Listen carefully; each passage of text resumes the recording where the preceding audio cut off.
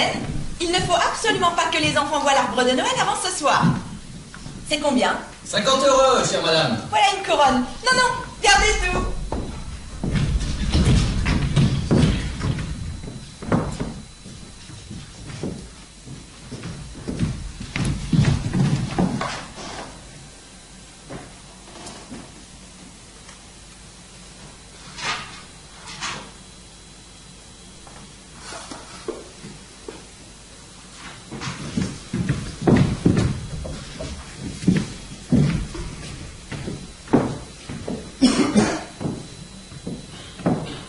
Oui, il est là. Est-ce que c'est l'Alouette qui gazouille? Oui, c'est elle. Est-ce que c'est l'écureuil qui fourrage par là? Oui, Quand l'écureuil est-il rentré? à l'instant. Torvald, viens donc voir tout ce que j'ai acheté. Ne me dérange pas. Acheter dis-tu? Tout ça? Alors mon étourneau est allé de nouveau dépenser de l'argent? Mais oui, cette année, vraiment, on peut bien se le permettre un peu.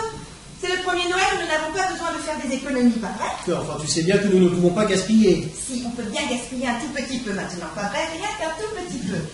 Maintenant, tu vas toucher un gros traitement. Tu vas gagner beaucoup, beaucoup d'argent. Mais oui, mais à partir du nouvel an. Il s'écoulera tout un mois avant que le traitement tombe. On peut bien emprunter en attendant. Nora, toujours cette insouciance. Suppose que j'ai emprunté 1000 couronnes aujourd'hui, que tu les dépenses pendant la semaine de Noël et qu'à la Saint-Sylvestre, il me tombe une tuile sur la tête. Et alors? Quelle horreur, ne dis pas des horreurs pareilles. Ah ben si, suppose que cela arrive. Et alors? S'il arrivait une chose aussi horrible, ça me serait bien égal d'avoir des dettes ou non. Bon, mais les gens à qui j'aurais emprunté? Ces gens-là qui se soucient d'eux, ce sont des étrangers, non? Nora, tu es une vraie femme. Non mais, sérieusement, Nora, tu connais mes opinions là-dessus. Parle de dette. Ne jamais emprunter. Il y a quelque chose de dégradant, et par conséquent quelque chose de laid dans un foyer fondé sur l'emprunt et les dettes. Or, nous deux, nous avons vaillamment tenu le coup jusqu'à présent. Et c'est ce que l'on fera encore pendant le peu de temps qu'il faudra. Oui, oui, Torvald, comme tu voudras. Attends, mon Alouette va donner de l'aile maintenant. Alors, voilà mon écureuil qui boude. Nora, que crois-tu que j'ai là-dedans? De l'argent?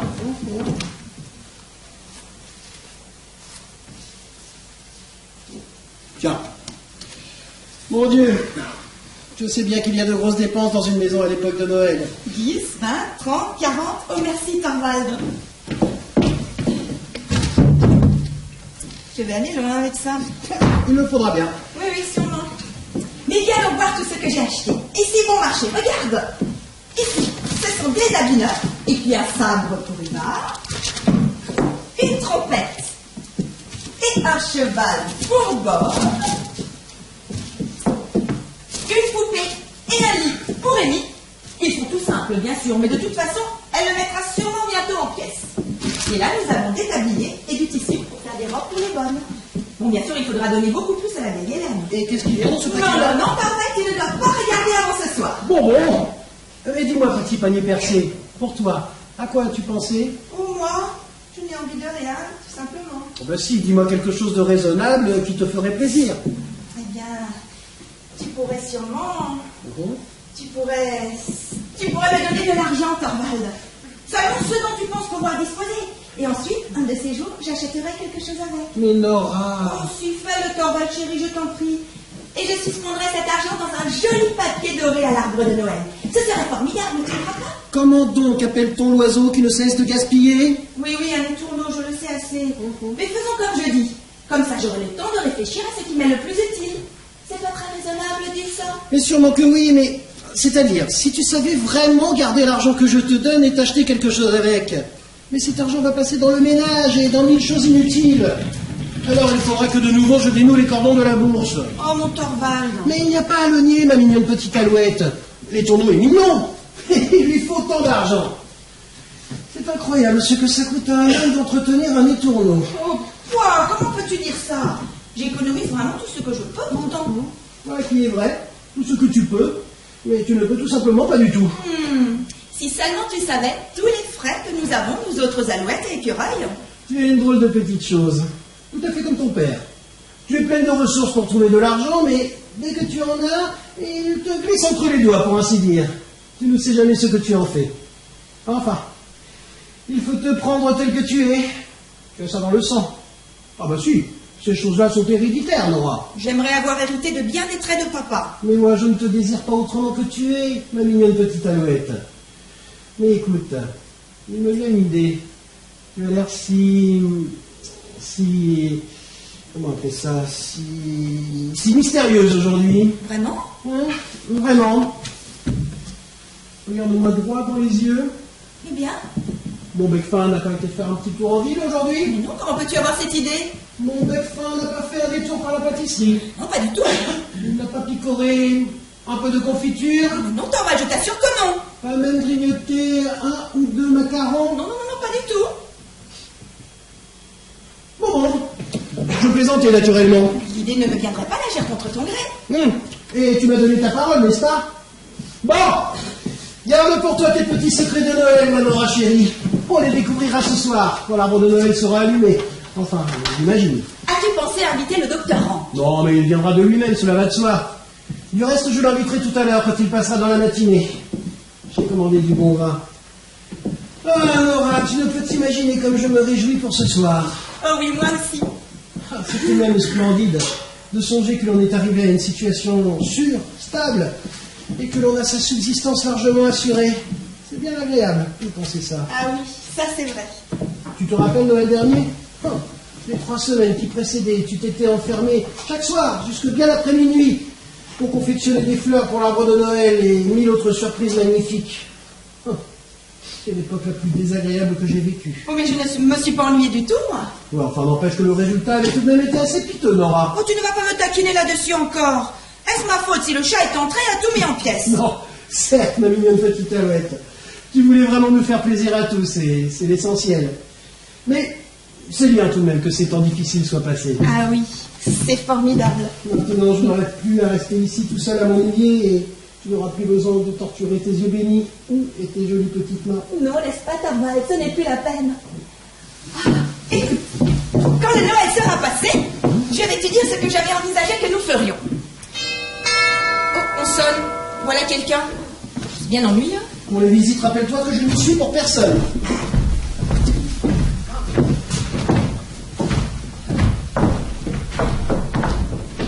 Bonjour. Bonjour Nora. Tu ne me reconnais sûrement pas. Eh bien, non, je ne sais pas.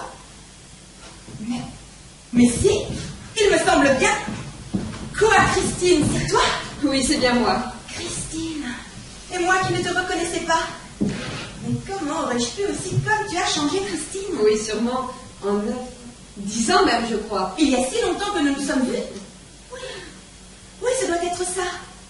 Oh, ces 8 dernières années ont été une période heureuse, tu sais. Et ainsi te voilà en ville. Et tu as fait ce long voyage ordinaire, c'est pour le jeu. Je suis arrivée ce matin par le vapeur. Pour passer les fêtes de Noël, bien entendu. Oh, c'est formidable, comme nous allons nous amuser. Mais installons-nous confortablement près du bois. Non. Dans le fauteuil, là. Moi, je m'assois dans le fauteuil à bascule. Oui, maintenant tu as retrouvé ton visage d'autrefois. C'était seulement au premier moment. Mais tu as tout de même un peu pâli, Christine. Et peut-être un peu maigri. Et beaucoup vieilli, Nora. Oui, peut-être un peu vieilli. Un tout petit peu, vraiment pas beaucoup. Oh, mais quel étourdi je fais à rester là à bavarder. Chère, bien chère Christine, peux-tu me pardonner? Te pardonner quoi, Nora? Pauvre Christine, tu es veuve. Oui, depuis 3 ans. Non, je le savais pourtant, je l'ai lu dans les journaux. Mais Christine, il faut me croire, j'ai souvent voulu t'écrire à cette époque-là. Mais je remettais toujours à plus tard. Je comprends très bien. Non, comme c'est mal de ma part. Et combien d'épreuves tu as dû traverser. Et bien sûr, il ne t'a rien laissé pour vivre. Non. Et pas d'enfant. Non. Ainsi, absolument rien. Pas même un manque ou un chagrin, quelque chose qui vous occupe. Mais Christine, comment peux-tu parler ainsi? Cela arrive parfois, Nora. Tellement seule, comme cela doit te peser effroyablement. Moi, j'ai 3 enfants délicieux. Oui, tu ne peux pas les voir pour l'instant, ils sont sortis avec la bonne. Mais à présent, il faut que tu me racontes. Non, raconte-toi plutôt. Non, c'est toi qui dois commencer. Aujourd'hui, je ne veux pas être égoïste, je ne veux penser qu'à toi. Mais il y a tout de même quelque chose qu'il faut que je te dise. Qu'est-ce que c'est? Pense donc. Mon mari est devenu directeur de la banque. Ton mari? Oh, quelle chance! Formidable. Passer être avocat, c'est bien précaire. Surtout pour dont on ne veut s'occuper que de bonnes et de belles causes. Et bien sûr, c'était le cas de Torvald. Et là-dessus, je suis parfaitement d'accord avec lui. Oh, tu penses? Comme nous sommes heureux. Il doit prendre son poste dès le nouvel an. Et alors, il aura beaucoup de gratification. Un gros salaire. Nous allons pouvoir vivre tout à fait autrement, absolument comme nous le voudrons. Oh, comme je me sens légère et heureuse. Parce que tout de même, c'est délicieux d'avoir beaucoup d'argent et de ne plus avoir à se faire de soucis, pas vrai? Oui. En tout cas, ça doit être bien bon que d'avoir le nécessaire. Mais pas seulement le nécessaire, beaucoup d'argent. Nora, tu n'es toujours pas devenue raisonnable. À l'école, déjà, tu étais une grande dépensière. Oui, t'en vas dit que je le suis encore. Mais Nora n'est pas aussi folle que vous le pensez. En vérité, je n'ai pas été en mesure de gaspiller tellement. Nous avons dû travailler tous les deux. Toi aussi? Oui, il y a des petites choses, des petits travaux, du crochet, de la broderie et tout ça. Oui, tu sais sans doute que Torvald a quitté le ministère quand nous nous sommes mariés. Il n'y avait aucune perspective d'avancement dans son bureau. Et n'est-ce pas, il fallait qu'il gagne plus d'argent qu'avant. Mais la première année de notre mariage, il s'est épouvantablement surmené. Il a dû faire toutes sortes de travaux supplémentaires, tu sais. Il travaillait longtemps, du matin au soir. Et il est tombé gravement malade.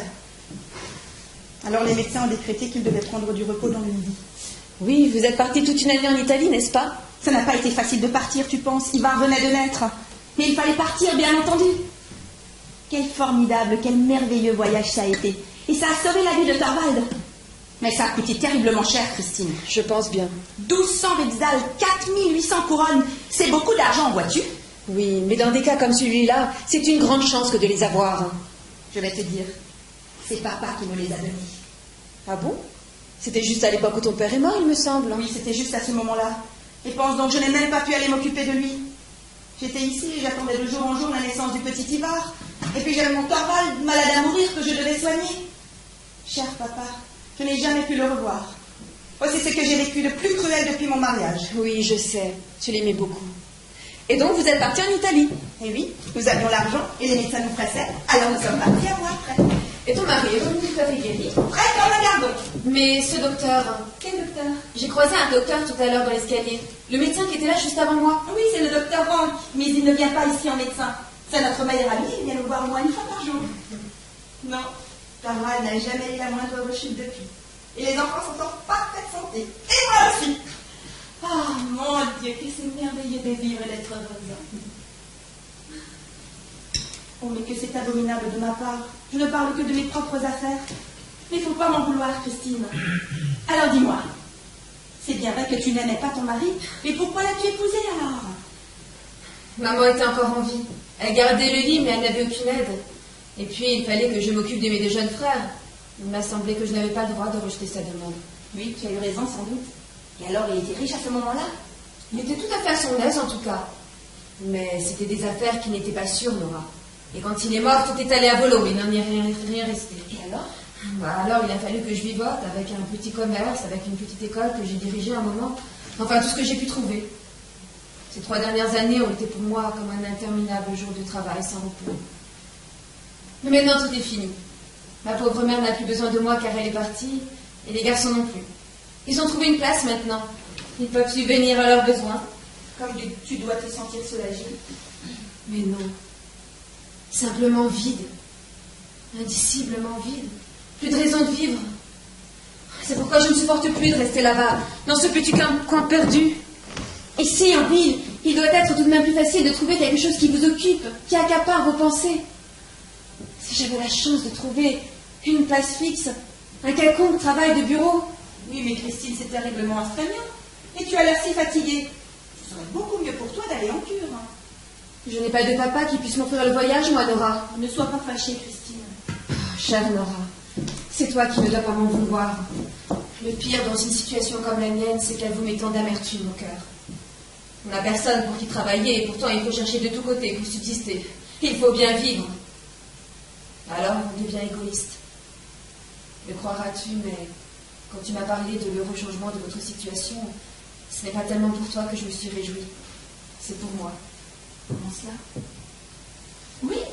Tu veux dire que Torvald pourrait faire quelque chose pour toi, peut-être? Oui, c'est ce que j'ai pensé. Oh, il le fera. Laisse-moi faire seulement. Je vais si bien présenter la chose, si bien. Trouver quelque chose de gentil pour le mettre dans de bonnes dispositions. J'aimerais tellement te rendre service. Oh, comme c'est gentil à toi, Nora, de te donner tant de peine pour moi. Doublement gentil venant de toi qui connais si peu les misères et les difficultés de la vie. Moi? Je connais si peu, mais... Eh bien, mon Dieu, des petits travaux manuels et des babioles de ce genre. Tu es une enfant, Nora. Tu ne devrais pas parler si cavalièrement. Comment ça, que veux-tu dire? Tu es comme les autres. Vous croyez tous que je ne suis bonne à vraiment rien de sérieux? Allons, allons. Que je ne connais rien des difficultés de la vie? Mais voyons, ma chère Nora, tu viens de me raconter toutes tes misères. C'est bagatelle. Je ne t'ai pas raconté le principal. Et comment ça, le principal? Que veux-tu dire? Tu as tendance à me mépriser, Christine, tu ne devrais pas. Tu es fière d'avoir travaillé si dur et si longtemps pour ta mère. Détrompe-toi, Nora. Je ne méprise personne. Mais ce que tu dis est vrai. Je suis à la fois heureuse et fière en pensant que j'ai pu alléger un peu les derniers jours de ma mère. Et tu es fière aussi quand tu penses à ce que tu as fait pour tes frères. Mais il me semble que j'en ai le droit. Mais bien sûr. Mais je vais t'apprendre quelque chose. Moi aussi, j'ai un sujet de fierté et de satisfaction. Mais je n'en doute pas, mais comment ça? Parle plus bas. Ponce donc Storval l'entendait. Rien au monde je ne voudrais qu'il. Personne ne doit le savoir, Christine. Personne en dehors de toi. Mais qu'est-ce que c'est donc? Je t'ai parlé de ce voyage en Italie, n'est-ce pas? Torval n'en aurait pas réchappé s'il n'était pas allé là-bas. Eh bien oui, ton père t'a donné l'argent nécessaire. Ah oui, c'est ce que croit tout le monde. Mais c'est moi qui me suis procuré l'argent pour sauver la vie de mon mari. Toi? Une somme pareille? 1200 rixdales, 4800 couronnes. Qu'est-ce que tu en dis? Mais voyons, cher Noir, comment est-ce possible? Tu avais donc gagné à la loterie? À la loterie, où aurait été le mérite? Bah alors on les a-tu trouvés parce que les emprunter, tu ne pouvais pas. Ah bon, oui, pourquoi pas? Mais tu sais bien qu'une femme mariée sans revenu ne peut pas emprunter sur le consentement de son mari. Oui, enfin, s'il s'agit d'une femme qui s'entend en bien affaires, d'une femme qui sait s'y prendre avec un peu d'intelligence, alors... Mais je ne comprends absolument pas. Tu n'as pas besoin de comprendre. Qui dit que j'ai emprunté de l'argent? Je peux bien l'avoir reçu d'une autre façon. Je peux bien l'avoir reçu d'un admirateur quand on a mon charme. Mais tu es folle! Avoue que te voilà bien curieuse, Christine. Mais oui, oui. Mais dis-moi, ma chère Nora, n'as-tu pas agi un peu inconsidérément? Est-ce inconsidéré de vouloir sauver la vie de son mari? Mais il me semble que c'est inconsidéré d'avoir à son insu. Seigneur Dieu, voyons, il ne devait rien savoir. Tu ne comprends pas ça?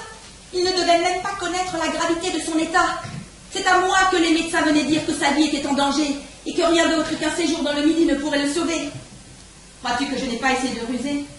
Je ne cessais de lui répéter à quel point ce serait merveilleux pour moi de pouvoir aller à l'étranger, comme les autres jeunes femmes dans mon état. Et je lui disais, rappelle-toi s'il te plaît dans quel état je suis. Je lui demandais d'être gentil, de faire selon mes désirs, et j'insinuais qu'il pouvait bien faire un emprunt. Et ça le rendait furieux, Christine.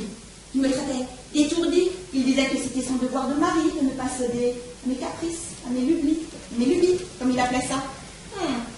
Bon, je pensais, on te sauvera. Et c'est alors que j'ai trouvé un expédient. Et ton mari n'a jamais appris de ton père que l'argent ne venait pas de lui? Non, papa est mort quelques jours après. J'avais pensé me mettre au courant de tout en priant de ne rien révéler, mais hélas, il était si malade. Ça n'a pas été nécessaire. Et depuis, tu ne t'es jamais confié à ton mari? Non, pour l'amour du ciel, comment peux-tu penser ça?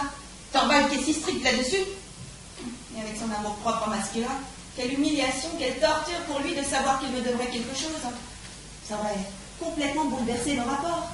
Notre beau foyer heureux ne serait pas devenu ce qu'il est aujourd'hui. Et tu ne lui diras jamais? Peut-être, dans bien des années, quand je ne serai plus aussi jolie que maintenant. Mais ne ris pas de ça. Je veux dire quand je ne plairai plus autant à Torvald, quand il ne prendra plus plaisir à me voir danser, me travestir pour lui, alors il sera peut-être bon d'avoir quelque chose en réserve. Mais bêtises, tout ça ne viendra jamais. Alors, que dis-tu de mon grand secret? Est-ce que je ne suis pas aussi bonne à quelque chose? Bon, du reste, tu peux me croire que toute cette affaire m'a valu bien du souci. Ça n'a pas été facile pour moi de faire face à mes obligations à date fixe. Parce que, figure-toi que dans le monde des affaires, il y a quelque chose qui s'appelle amortissement et quelque chose qui s'appelle intérêt trimestriel et que tout ça est terriblement difficile à respecter. Alors, il a fallu que j'épargne un peu sur tout comme je pouvais. Je ne pouvais pas mettre beaucoup de côté sur l'argent de la maison, parce qu'il fallait que Torvald vive bien. Et pour les enfants, je ne pouvais pas les laisser aller mal habillés. Tout ce que je recevais pour eux devait leur revenir entièrement. Ils sont tellement mignons. Alors ainsi, ce sont tes dépenses personnelles qui en ont fait les frais? Mais oui, naturellement. Et d'ailleurs, c'est moi que ça concernait de plus près. Chaque fois que Torvald me donnait de l'argent pour mes toilettes, je n'en dépensais jamais plus de la moitié. J'achetais le plus simple et le meilleur marché. C'est une chose divine que tout va si bien. Torvald n'a jamais rien remarqué. Mais plus d'une fois, ça m'a paru bien dur, Christine. Parce que tout de même, c'est délicieux d'être bien habillé, non? Bien sûr. Bon, et puis j'ai eu d'autres revenus aussi. L'hiver dernier, j'ai eu la chance d'avoir beaucoup de travail de copies à faire. Je m'enfermais dans ma chambre tous les soirs jusque bien tard dans la nuit. Ah bien, des fois j'étais fatiguée, tellement fatiguée. Mais tout de même, c'est extraordinaire de pouvoir travailler comme ça pour gagner de l'argent. C'est presque comme si j'avais été un homme. Et combien tu parvenais à rembourser comme ça? Ah ça, je ne peux pas le dire au juste. Je sais juste que j'ai remboursé tout ce que j'ai pu.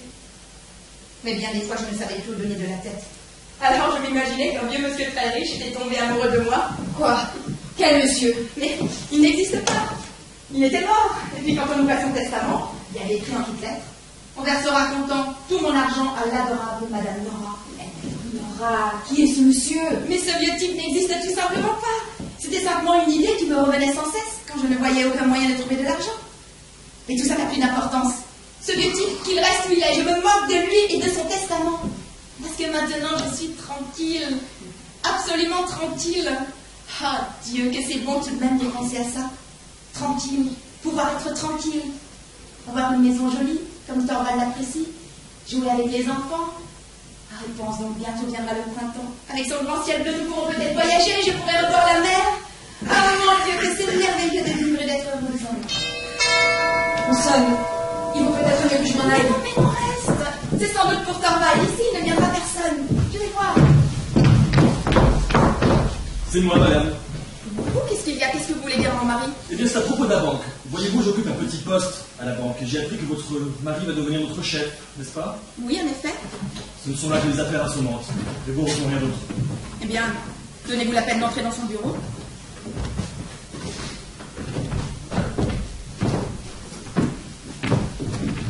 Nora, qui est cet homme? C'est un certain Krogstad, un avocat. Ah, si, c'est bien lui. Tu le connais? Oui, je l'ai connu il y a bien des années. Il a été clair d'avouer chez nous pendant un certain temps. Oui, c'est exact. Il a changé. Il a fait un mariage très malheureux, je crois. Il est veuf, hein, je crois, maintenant. Oui, avec plein d'enfants. Aïe, voilà que j'avais oublié. De toutes sortes d'affaires. Ah, Mali. moi, je ne sais pas, c'est bien possible. Mais ne parlons pas d'affaires, c'est tellement ennuyeux. Non, non, laisse, je ne peux pas te déranger. Je préfère entrer à l'instant chez ta femme. Oh, pardon, je dois déranger ici aussi. Mais non, pas du tout.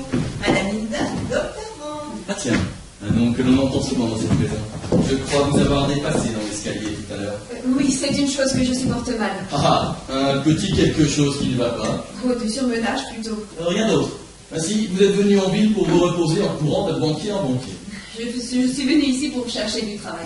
Et doit-on considérer cela comme un moyen sûr de lutter contre le surmenage? Il faut bien vivre, docteur. Oui, on trouve cela nécessaire en général. Non, vous savez, docteur Rand, vous aussi, vous tenez à vivre, ma foi. Et comment que j'y tiens? Si misérable que je sois, je tiens absolument à être torturé aussi longtemps que possible. Et tous mes patients sont dans le même cas. Surtout ceux qui sont atteints moralement. Mais il y a justement en ce moment chez Elmer un homme que l'on devrait soigner pour des maux de ce genre. Quoi? Que voulez-vous dire? Oui, il y a là un certain avocat, Krogstad, un homme que vous ne connaissez pas. Eh bien, il est pourri jusqu'aux racines, madame. Et de quoi? Voyez bien que lui aussi accorde une extrême importance à vouloir vivre. Et de quoi voulait-il parler avec Thorvald? À vrai dire, je n'en sais rien. J'ai simplement entendu qu'il était question de la banque. Bon, je ne savais pas qu'il avait quelque chose à voir avec la banque. Et si, on lui a trouvé une sorte d'emploi. Je ne sais pas si chez vous aussi là-bas, il existe des gens de cette espèce qui se démènent sans répit pour dénicher de la pourriture morale. Dès qu'ils ont jeté leur dévolu sur un individu de ce genre, ils le mettent en observation en lui trouvant une position favorable et pour les êtres sains, ils n'ont qu'à rester dehors. Tout de même, ce sont bien les malades qui ont le plus besoin d'être soignés. Ah, nous y voilà. C'est ce genre de considération qui transforme la société en hôpital. Mais pourquoi riez-vous? Savez-vous seulement ce qu'est la société? Qu'ai-je à faire de votre assommante société? Je vous dis de toute autre chose. Quelque chose d'extraordinairement amusant. Dites-moi, docteur, tous ceux qui sont employés à la banque vont donc désormais dépendre de Thorvald. C'est vraiment cela que vous trouvez si extraordinairement amusant. C'est mon affaire, c'est mon affaire. Oui, c'est vraiment fantastique de penser que Thorvald a acquis tant d'influence sur tant de gens. Docteur Rand, un petit macaron? Tiens, des macarons. Je croyais que c'était une denrée interdite ici. Oui, cela, c'est Christine qui me les a donnés. Quoi, moi? Comment tu ne pouvais évidemment pas savoir que Thorvald me l'a défendu? Je vais te dire, il a peur que ça me donne de vilaines dents. Et pour une fois, laisse-moi docteur Rand, encore un petit. Merci. Non, Christine, je t'en prie. Oui, je vais vous faire prendre un ou deux au maximum. heureuse. Et maintenant, il n'y a plus qu'une seule chose au monde que j'aurais follement envie. Qu'est-ce que c'est? C'est une chose que j'aurais une envie folle de dire de mon travail. Pourquoi donc ne pouvez-vous pas le dire? Je le ferai, c'est tellement vilain. Vilain? Alors il vaut mieux vous en abstenir, mais à nous. Quelle est cette chose que vous avez une telle envie de dire devant une mère? J'ai une envie folle de dire sacré dans la chair. Mais vous êtes folle! Mais voyons, Nora. Eh bien, c'est le moment. Voilà une mère. Eh bien, Torvald, tu as réussi à t'en débarrasser? Oui, il vient de partir. Puis-je te présenter Madame Lynn, Torvald, Madame Christine Lynn. Pardonnez-moi, je ne sais pas... Et pense donc, Christine a fait ce long voyage pour pouvoir te parler. Comment cela? Je suis une amie de votre épouse, effectivement. Une amie d'enfance. Vois-tu, Christine est extrêmement douée pour le travail de bureau. Et elle meurt d'envie d'être sous les ordres d'un homme capable et d'en savoir plus que tout ce qu'elle ne sait déjà. Oh, c'est très sage, madame. Et quand elle a appris que tu es devenu directeur de la banque, elle a fait le voyage aussi vite qu'elle a pu. Dis-moi, Torvald, tu peux sûrement faire un petit quelque chose pour elle, dis. Eh bien oui, ce n'est absolument pas impossible. Madame est probablement veuve. Oui. Et elle a la pratique des affaires de bureau. Oui, passablement. Eh bien, il est tout à fait probable que je pourrais vous trouver un emploi. Mais comment vous remercier de... Oh, ce n'est vraiment pas la peine. Mais aujourd'hui, il faut m'excuser. Attends, je t'accompagne. Ne reste pas parti trop longtemps, cher Torvald. Une heure tout au plus.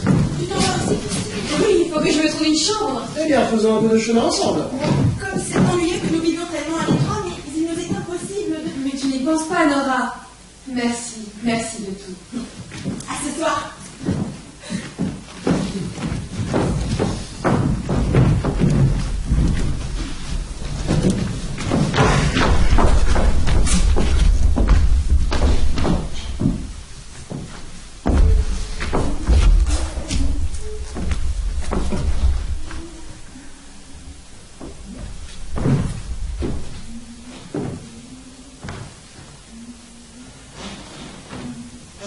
Excusez-moi, madame la mère. Ah, que me voulez-vous? Excusez-moi, la porte d'entrée est entrouverte. Il faut que quelqu'un ait oublié de la fermer. Mon mari n'est pas à la maison, monsieur Conchat. Je sais. Alors que voulez-vous? Vous dire un mot. À moi? Vous voulez me parler? Oui, c'est ça. Mais nous ne sommes pas encore le premier du mois, que je sache. Non, nous sommes à la veille de Noël et il va dépendre de vous que Noël vous apporte de la joie ou du chagrin. Que me voulez-vous? Je ne peux absolument pas aujourd'hui. De cela, nous ne parlerons pas jusqu'à nouvel ordre. Il s'agit d'autre chose. Vous avez bien un petit moment tout de même. Oui, sûrement. Bien. J'étais au restaurant Haussmann lorsque j'ai vu votre mari passer dans la rue Oui, avec une dame. en effet. Puis-je prendre la liberté de vous poser une question? Est-ce que cette dame n'était pas Madame Linder, Si. tout juste arrivée en ville? Oui, aujourd'hui même. C'est une bonne amie à vous, je crois. Oui, mais je ne saisis pas.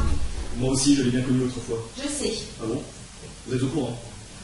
Oui, bien, puis-je vous le demander tout net, est-ce que Madame Linde va avoir un emploi à la banque? Comment pouvez-vous, vous permettre de m'interroger moi, monsieur Crochet? Vous, qui êtes un des subordonnés de mon mari? Mais puisque vous tenez à le savoir, oui, Madame Lindor a un emploi, et c'est moi qui ai plaidé sa cause. Ainsi, vous savez tout. Alors, j'avais bien compris. On a tout de même un peu d'influence, je dirais. On a beau être une femme, il n'est pas dit qu'à cause de cela. Quand on est dans une position subalterne, monsieur Krogstad, on devrait réellement se garder de froisser quelqu'un qui... Qui a de l'influence? Oui, précisément. Madame et mère, auriez-vous la bonté d'user de votre influence en ma faveur? Comment ça, que voulez-vous dire? Voudriez-vous être assez bonne pour veiller à ce que je conserve ma position de subordonné à la banque? Je ne comprends pas qui pense à vous enlever votre situation. Oh, ce n'est pas la peine de jouer les ignorantes avec moi. Je comprends bien qu'il ne doit pas être agréable pour votre ami d'entrer en conflit avec moi, mais je comprends aussi maintenant qui je dois remercier si je suis mis à la porte. Mais je vous assure. Bref. Il est encore temps. Et je vous conseille d'user de votre influence pour empêcher cela. Mais je n'ai absolument aucune influence. Vraiment? Il me faudrait que vous Mais disiez ce à n'est l'instant que... évidemment pas ce que je voulais dire. Moi, comment pouvez-vous croire que j'ai un tel pouvoir sur mon mari? Oh, je connais votre mari depuis le temps où nous étions étudiants ensemble. Et il ne me semble pas que monsieur le directeur de la banque soit plus ferme que d'autres époux. Si vous parlez avec mépris de mon mari, je vous mets à la porte. Madame est courageuse. Je n'ai plus peur de vous. Quand le nouvel an sera passé, je serai bientôt débarrassée de toute cette affaire. Écoutez-moi bien, madame. Si cela devient nécessaire, je combattrai pour conserver mon poste à la banque comme s'il y allait de ma vie. Oui, ça m'en a tout l'air. Alors, ce n'est pas qu'une question de revenus, c'est d'ailleurs la chose qui m'apporte le moins. Non, il y a autre chose. Eh bien oui, disons-le. Bien entendu, comme tout le monde, vous savez qu'il y a pas mal d'années, je me suis rendu coupable d'une imprudence. Je crois bien avoir entendu parler de quelque chose de ce genre. L'affaire n'est pas passée en justice, mais toutes les portes se sont aussitôt fermées devant moi. Je débutais alors dans les affaires que vous savez. Il fallait bien entreprendre quelque chose, et j'ose dire que je n'ai pas été parmi les pires. Mais à présent, je veux m'en sortir. Mes fils grandissent et à cause d'eux, je dois veiller à recouvrer autant de considérations que possible. Ce poste à la banque, c'était comme une première marche pour moi. Et voilà que votre mari veut m'en faire descendre. Si bien que je vais me retrouver en bas, dans la boue. Pour l'amour du ciel, monsieur Krogstad, il n'est absolument pas en mon pouvoir de vous aider. C'est que vous n'en avez pas la volonté, mais j'ai les moyens de vous y contraindre. Vous ne voulez tout de même pas raconter à mon mari que je vous dois de l'argent? Je crois pas. Ce serait une honte de votre part de l'agir ainsi. Ce secret qui est ma joie et ma fierté, il apprendra d'une façon si laide, si grossière. Il apprendra de vous. Mais vous voulez donc m'exposer aux plus terribles ennuis? Rien que des ennuis. Mais faites-le après tout. C'est vous qui en pâtirez le plus. Car alors mon mari verra quelle sorte d'homme sans foi ni loi vous êtes et vous ne pourrez absolument pas garder ce poste. Je demandais si ce n'était que d'ennuis domestiques dont vous aviez peur. Si mon mari vient le savoir, il perdra aussitôt ce qui reste. Et alors nous serons bientôt débarrassés de vous. Madame Elmer, ou vous n'avez pas grande mémoire, ou vous ne vous entendez bien à vos affaires. Il faut que je vous mette un petit peu mieux au courant. Comment ça? Lorsque votre mari était malade, vous êtes venu pour m'emprunter du sang Rixal. Je ne voyais personne d'autre. J'ai alors promis de vous remettre cette somme. Oui, et vous me l'avez remise. J'ai promis de vous remettre cette somme sous certaines conditions.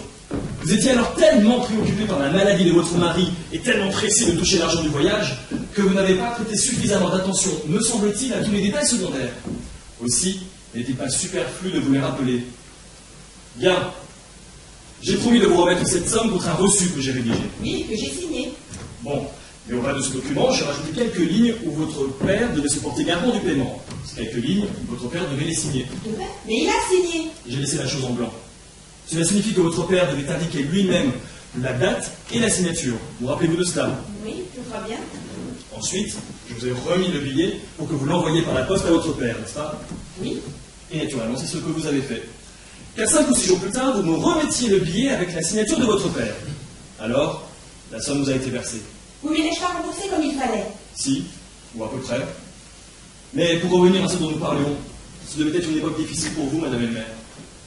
Oui, en effet. Votre père était très malade, je crois. Il était à la dernière extrémité. Et il a dû mourir peu de temps après. Oui. Madame Elmer, est-ce que, par hasard, vous vous souvenez du jour de la mort de votre père? De la date exacte, je veux dire. Papa est mort le 29 septembre. Tout à fait exact. Je m'en suis informé. Et voilà pourquoi il y a là une bizarrerie que je ne parviens pas à m'expliquer. Quelle bizarrerie, je ne vois pas. La bizarrerie, madame, c'est que votre père a signé ce billet 3 jours après sa mort. Comment ça? Je ne comprends pas. Votre père est mort le 29 septembre. Mais voyez ici, votre père a daté sa signature du 2 octobre. Ne trouvez-vous pas cela étrange? Pouvez-vous m'expliquer cela? Il est tout aussi évident que les mots 2 octobre et l'année n'ont pas été écrits de la main de votre père, mais d'une main que, me semble-t-il, je crois reconnaître. Bon, cela peut s'expliquer, n'est-ce pas? Votre père peut avoir oublié de dater sa signature, et une personne ou une autre l'aura fait ici, au hasard, peu avant qu'on sache le décès. Il n'y a pas de mal à cela. Mais c'est de la signature elle-même qu'il s'agit. Et elle est toute antique, n'est-ce pas, Madame Elmer?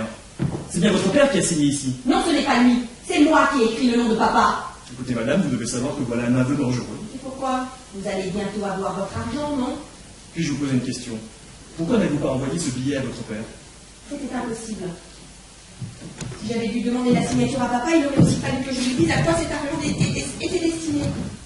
Mais je ne pouvais tout de même pas, malade comme il était, lui dire que la vie de mon mari était en danger. C'était impossible, n'est-ce pas? Il aurait mieux valu pour vous renoncer au voyage. Non, je ne pouvais pas renoncer à ce voyage. Il devait sauver la vie de mon mari. Et vous ne vous êtes pas dit que c'était une escroquerie à mon égard? Avais-je à tenir compte de cela? Je me souciais bien peu de vous. Je ne pouvais pas vous souffrir. Vous me mettiez dans d'atroces difficultés alors que vous saviez dans quel état dangereux se trouvait mon mari. Madame Elmer, vous n'avez manifestement aucune idée précise de ce dont vous vous êtes rendu coupable. Et je peux vous dire que ce n'est ni plus ni pire que ce que j'ai fait moi-même un jour, et qui a causé la perte de ma situation sociale. Vous voulez me faire croire que vous auriez entrepris quelque chose de courageux pour sauver la vie de votre femme? Les lois ne tiennent pas compte des mobiles. Alors il faut que ce soit de bien mauvaises lois. Pas mauvaise ou pas, si je produis ce papier en justice, vous serez jugé selon les lois. Je n'en crois absolument rien. Ainsi, une fille n'aurait pas le droit d'épargner son vieux père mourant ou de sauver la vie de son mari? Moi, je ne connais pas tellement bien les lois. Mais je suis certaine qu'il doit être écrit quelque part que de telles choses sont permises. Et vous n'êtes pas au courant de ça, vous qui êtes avocat? Il faut que vous soyez un bien mauvais juriste, monsieur Krogstad. C'est possible. Mais les affaires comme celles que nous traitons, vous et moi, vous devez tout de même bien admettre que je m'y entends. Bien. Maintenant, faites comme il vous plaira. Mais je vous dis ceci. Si je suis mis dehors pour la 2e fois, Vous le tiendrez compagnie.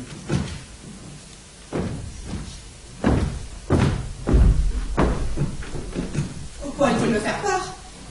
Je ne suis pas si naïve que ça. Non, c'est impossible, voyons. C'est quand même par amour que je l'ai fait. Ici, il faut des bougies et des fleurs.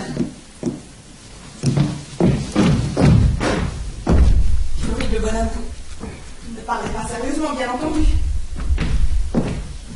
L'arbre de Noël sera magnifique. Oh, Thorvald, je danserai pour toi. Je danserai pour toi et je ferai tout ce qui te plaira. Oh, tu vois là déjà? Oui. Quelqu'un est venu? Ici, non.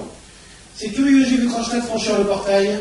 Oh oui, c'est vrai, Crochette est passé par ici quelques instants. Nora, je crois le deviner à ton air. Il t'a prié de parler en sa faveur. Oh, oui. Et tu devais faire comme si cela venait de toi. Tu devais me cacher qu'il était venu. Est-ce que c'est bien cela qu'il a demandé? Oui, Thorvald, mais... Nora, Nora. Et tu as pu te laisser faire. Avoir un entretien avec un homme pareil, lui faire une promesse et par-dessus le marché me dire un mensonge? Un mensonge? N'as-tu pas dit que personne n'était venu?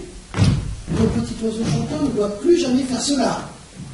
Un oiseau chanteur doit avoir le bec pur, gazouiller juste, jamais de fausses notes. Ce n'est pas ainsi que cela doit être. Si, vous le savez bien. Et puis n'en parlons plus. Comme il fait doux, comme c'est paisible ici. Thorvald, Oui. je suis tellement contente d'aller au bal costumé des Stenborg demain. Et moi, je suis excessivement curieux de voir la surprise que tu nous prépares. Ah, c'est stupide. Quoi donc? Je n'arrive pas à trouver quelque chose de valable. Tout est si bête, si futile. Quoi donc? La petite Nora la maîtrise maintenant. Es-tu très occupée, Thorvald? Oh, Qu'est-ce que c'est que ces papiers? des affaires de banque. Déjà? J'ai décidé à la direction sortante de me donner les pleins pouvoirs pour effectuer les changements nécessaires dans le personnel et dans l'organisation. Je veux m'y employer pendant la semaine de Noël. Je veux que tout soit en ordre pour le nouvel an. Ah si, c'est pour ça que ce pauvre Crochette... Si tu n'avais pas été si occupé, Thorvald, je t'aurais demandé un immense service. Voyons cela, ce serait quoi? Tu sais bien que personne n'a aussi bon goût que toi. Et moi, j'aimerais bien être à mon avantage au bal costumé. Tu ne voudrais pas t'en charger et décider pour moi comment je vais être et comment arranger mon costume? Tiens donc, la petite capricieuse appelle-t-elle au secours? Oui, sans toi, je n'arriverai à rien. Bien, je vais y réfléchir. Nous allons bien trouver une idée. Merci. Comme ces plats rouges sont pas les faits. Et dis-moi, est-ce vraiment si laid ce dont ce Crochette s'est rendu coupable? Il a fait défaut. As-tu idée de ce que cela veut dire? Et si c'était la misère qui lui avait poussé? Ou bien la prudence, comme tant de gens. Je n'ai pas de cœur au point de condamner inconditionnellement un homme pour un acte de ce genre. Non, n'est-ce pas, Thorvald? Il peut moralement se relever s'il confesse ouvertement son crime et subit sa peine. vrai. Mais ce n'est pas le chemin qu'a choisi Crochette. Il a eu recours à des ficelles, à des artifices. Et c'est cela qu'il a moralement perdu. Tu crois que... Mais imagine à quel point un homme conscient de sa faute doit mentir et grimacer et dissimuler de tous côtés. Il est forcé de porter le masque, y compris pour ses proches, que dis-je, y compris pour sa propre femme et pour ses propres enfants. Et se conduire ainsi devant ses propres enfants, c'est précisément cela le plus épouvantable, Nora. Pourquoi? Mais parce qu'une telle atmosphère de mensonge apporte la contagion et des germes malsains dans toute une vie de famille. Chaque fois que les enfants respirent, ils absorbent des germes du mal. Tu en es sûr? Oh, ma chérie, je l'ai souvent constaté comme avocat. Presque tous les jeunes dépravés ont des mères honteuses. Pourquoi précisément des mères? Parce que cela provient le plus fréquemment des mères. Bon, bien sûr, les pères agissent également dans le même sens. Tout avocat sait fort bien cela. Et pourtant, pendant des années entières, ce Crochette a empoisonné la vie de ses propres enfants par le mensonge et la dissimulation. Voilà pourquoi je le déclare moralement déchu.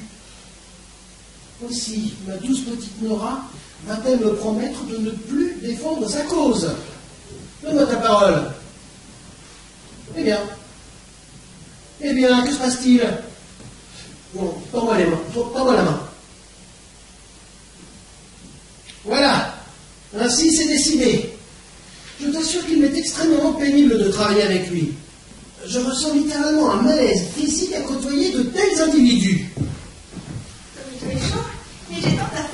Oui, moi aussi, il faut que je me penche un peu sur tout ça avant de passer à table. Je vais penser à ton costume aussi. Et peut-être que j'ai un petit quelque chose dans du papier doré à accrocher à l'arbre de Noël. Oh, mon bien-aimé petit oiseau chanteur.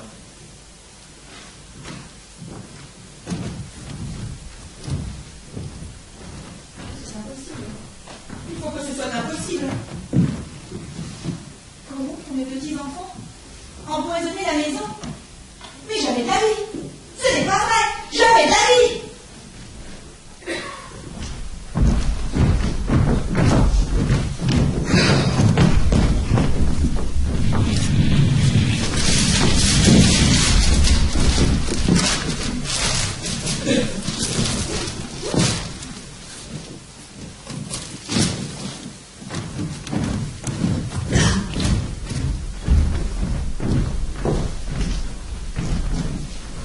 Voilà quelqu'un.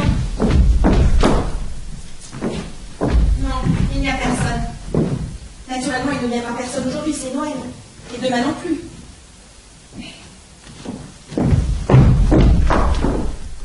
Non, rien dans la boîte de lettres, parfaitement vide. Oh, il ne parle pas sérieusement, bien entendu. Une chose pareille ne peut pas arriver, j'ai 3 enfants petits tout de même. Oh, si seulement j'osais sortir. Si seulement personne ne venait. Si... Mais ne pensons pas. Chassons ces idées. Quel costume magnifique. 1, 2, 3, 4. Et voilà. Ah, voilà, Christine. Il n'y a personne d'autre, hein? J'ai appris que tu étais venue me demander. Oui, oui. Écoute, il doit y avoir le bal costumé demain soir à l'étage au-dessus, chez les Stenborg. Et Thorvald veut que je sois costumée en fille de pêcheur napolitain. Que je danse la tarentelle parce que je l'ai apprise là-bas à Capri. Tiens, tu vas donner toute une représentation? Oui, oui. Thorvald dit que je dois le faire. Regarde, voilà le costume. C'est lui qui me l'a fait faire à Capri. Mais maintenant, tout ça est tellement déchiré et je ne vois vraiment pas comment faire. Oh, nous aurons vite fait de remettre tout ça en état. C'est seulement la garniture qui s'est détachée par endroits. Une aiguille et du fil, voilà tout ce qu'il nous faut. Comme tu es gentil. Ainsi, tu vas te déguiser demain, Nora. Sais-tu... Je viendrai te voir un instant. Mais voyons, j'ai tout simplement oublié de te remercier pour la bonne soirée d'hier. Oh, hier, il me semble que rien n'était aussi agréable que d'habitude. Tu aurais dû venir un peu plus tôt en ville, Christine. Oui, Thorvald s'entend très bien rendre la maison belle et agréable. Mais toi aussi, tu sais, ce n'est sans doute pas pour rien que tu es la fille de ton père. Mais dis-moi, est-ce que le docteur Rank est toujours aussi déprimé qu'il était hier? Non, hier c'était particulièrement prononcé. Il est très malade. Il est atteint d'une tuberculose de la moelle épinière, le pauvre. Et je te dirais que son père était un individu dégoûtant, qui avait des maîtresses et d'autres choses encore. Voilà pourquoi son fils a été maladif dès son enfance, comprends-tu? Mais dis-moi, chère Nora, comment sais-tu des choses pareilles? Quand on a 3 enfants, on reçoit de temps en temps la visite de dames qui s'y connaissent un peu en médecine, n'est-ce pas? Je vous raconte une chose ou une autre? Et dis-moi, le docteur Rank vient ici tous les jours? Oui, tous les jours que Dieu fait. C'est l'ami d'enfance de Thorvald et c'est un bon ami à moi aussi. Oui, pour ainsi dire, le docteur Rank fait partie de la maison. Et ce monsieur est tout à fait sincère? Enfin, je veux dire, lui arrive-t-il de faire des compliments? Comment cette idée était-elle venue? Eh bien, hier, quand tu m'as présenté, il a assuré avoir souvent entendu prononcer mon nom, ici, dans cette maison. Mais ensuite, j'ai remarqué que ton mari n'avait pas la moindre idée de qui j'étais. Alors, comment le docteur Rank pouvait-il savoir? Oui, c'est tout à fait exact, Christine. Thorvald a décidé mesurément qu'il peut me posséder tout seul, comme il dit. Au début, il lui suffisait de m'entendre nommer quelqu'un qui m'avait été si cher jadis pour qu'il soit jaloux. Alors, naturellement, j'ai cessé. Avec le docteur Rank, j'en parle fréquemment. Parce qu'il aime bien m'écouter, vois-tu? Nora, à bien des égards, tu es encore une enfant. Je suis sensiblement plus âgée que toi, comme tu sais, et j'ai un peu plus d'expérience. Je voudrais te donner un conseil. Tu devrais veiller à mettre un terme à tout ça, avec le docteur Rank. Mettre un terme à quoi? À bien des choses. Hier, tu m'as parlé d'un riche admirateur qui pourrait te fournir de l'argent. Oui, un homme qui n'existe pas, malheureusement. Et alors? Le docteur Rank a-t-il du bien? Oui, il y en a. Et pas de famille? Non, personne. Et il vient ici tous les jours. Mais tu le sais bien. Et que veut-il faire, hein? Que cherche-t-il, ce beau monsieur? Je ne te comprends absolument pas. Nora, ne dissimule pas. Crois-tu que je n'ai pas compris à qui tu as emprunté les 1200 XDAR? As-tu perdu la tête? Comment peux-tu imaginer des choses pareilles? Un ami à nous qui vient ici tous les jours? Mais qu'est-ce situation pénible et terrible ce serait. Mais si, ce n'est vraiment pas lui. Mais non, pas du tout. Pas un instant cela ne m'est venu à l'idée. Et de toute façon, à ce moment-là, il n'avait pas d'argent. Ce n'est qu'après qu'il a hérité. Bon. Eh bien, je crois que ça a été une chance pour toi, ma chère Nora. Non, il ne me serait jamais venu à l'idée de demander au docteur Rank. Du reste, je suis absolument certaine que si je lui demandais... Mais bien entendu, tu ne le feras pas. Je ne crois pas que cela devienne nécessaire. Et je suis certaine que si je parlais au docteur Rank...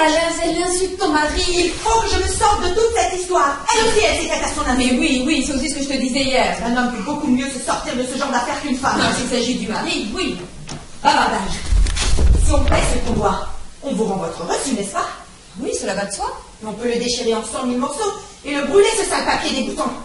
Nora, tu me caches quelque chose. Comment ça me figure? Nora, il t'est arrivé quelque chose depuis hier matin. Dis-moi, qu'est-ce que c'est? Papa vient de rentrer. Voyons, va t'installer dans la chambre des enfants. Ils ne supportent pas de me voir. Oui, mais je ne partirai pas d'ici tant qu'on n'aura pas parlé sincèrement. Quand j'étais attendue sur ma chérie. Vous avez été sa couturière? Non, c'est Christine. Elle m'aide à remettre en état mon costume. Tu vas voir l'effet que je vais faire. Eh bien, ce n'était pas une bonne idée que j'ai eue là. Super. Et est-ce que je ne suis pas gentille aussi de t'avoir fait plaisir? Gentille, parce que tu fais plaisir à ton mari. Bon, petite folle, je sais bien que ce n'est pas ce que tu voulais dire. Mais je ne veux pas te déranger, il faut que tu fasses des essayages, sans doute. Il faut que tu travailles sans doute. Ah oui, moi, je suis allé à la banque. Papa, Hum, si ton petit écureuil te demandait instamment une chose, quoi donc? le ferais-tu? D'abord, évidemment, il faut savoir ce que c'est. L'écureuil courait partout et ferait des espiègleries si tu voulais être gentil et docile. Eh bien, dis-le donc. L'alouette gazouillerait par toutes les pièces et sur tous les tons. Oh, ça, c'est tout de même ce que fait l'alouette, non? Je ferais l'elfe, Thorvald, et je danserais pour toi au clair de lune. Nora, ce n'est tout de même pas ce que tu laissais entendre ce matin. Si, je t'en prie, je t'en supplie. Et tu as vraiment le toupet de revenir sur cette affaire. Oui, il faut que tu me fasses plaisir. Il faut que tu laisses Krogstad garder son poste à la banque. Mais la chère Nora, je destine son poste à Madame Oui, Linder. c'est certainement gentil de ta part, mais tu n'as qu'à renvoyer un autre employé au lieu de Krogstad. Mais quel incroyable entêtement. Alors parce que tu as fait la promesse irréfléchie d'intercéder pour lui, je devrais... Mais non, moi... ce n'est pas pour ça. C'est pour toi. Cet individu écrit dans les plus méchants journaux, tu l'as dit toi-même. Oh, Il peut te faire tant de mal, j'ai tellement peur de lui. je vois, ce sont les vieux souvenirs qui t'effraient. Comment ça? Naturellement, tu penses à ton père. Mais oui, naturellement. Rappelle-toi seulement tout ce que de vilaines gens ont écrit dans les journaux sur le compte de papa et toutes les méchantes calomnies qu'ils ont faites. Je crois bien qu'il l'aurait fait renvoyer si le ministère ne t'avait pas envoyé là-bas pour enquêter et si tu n'avais pas été si bienveillant, si secourable pour lui. Mais ma petite Nora, il y a une grande différence entre ton père et moi. Ton père n'était pas un fonctionnaire inattaquable, mais moi si, et j'espère que je le resterai tant que j'occuperai ce poste. Qui sait ce que les méchants blancs peuvent inventer? Nous pourrions être si bien, si heureux, si tranquilles ici, dans notre paisible foyer sans souci, toi, moi et les enfants. C'est pour ça que je te prie si instamment. Et c'est précisément en intercédant pour lui que tu me mets dans l'impossibilité de le garder. À la banque, on sait déjà que je veux renvoyer Krogstad. Si le bruit courait maintenant que le nouveau directeur de la banque se laisse aller à changer d'avis à cause de sa femme... Oui, eh bien.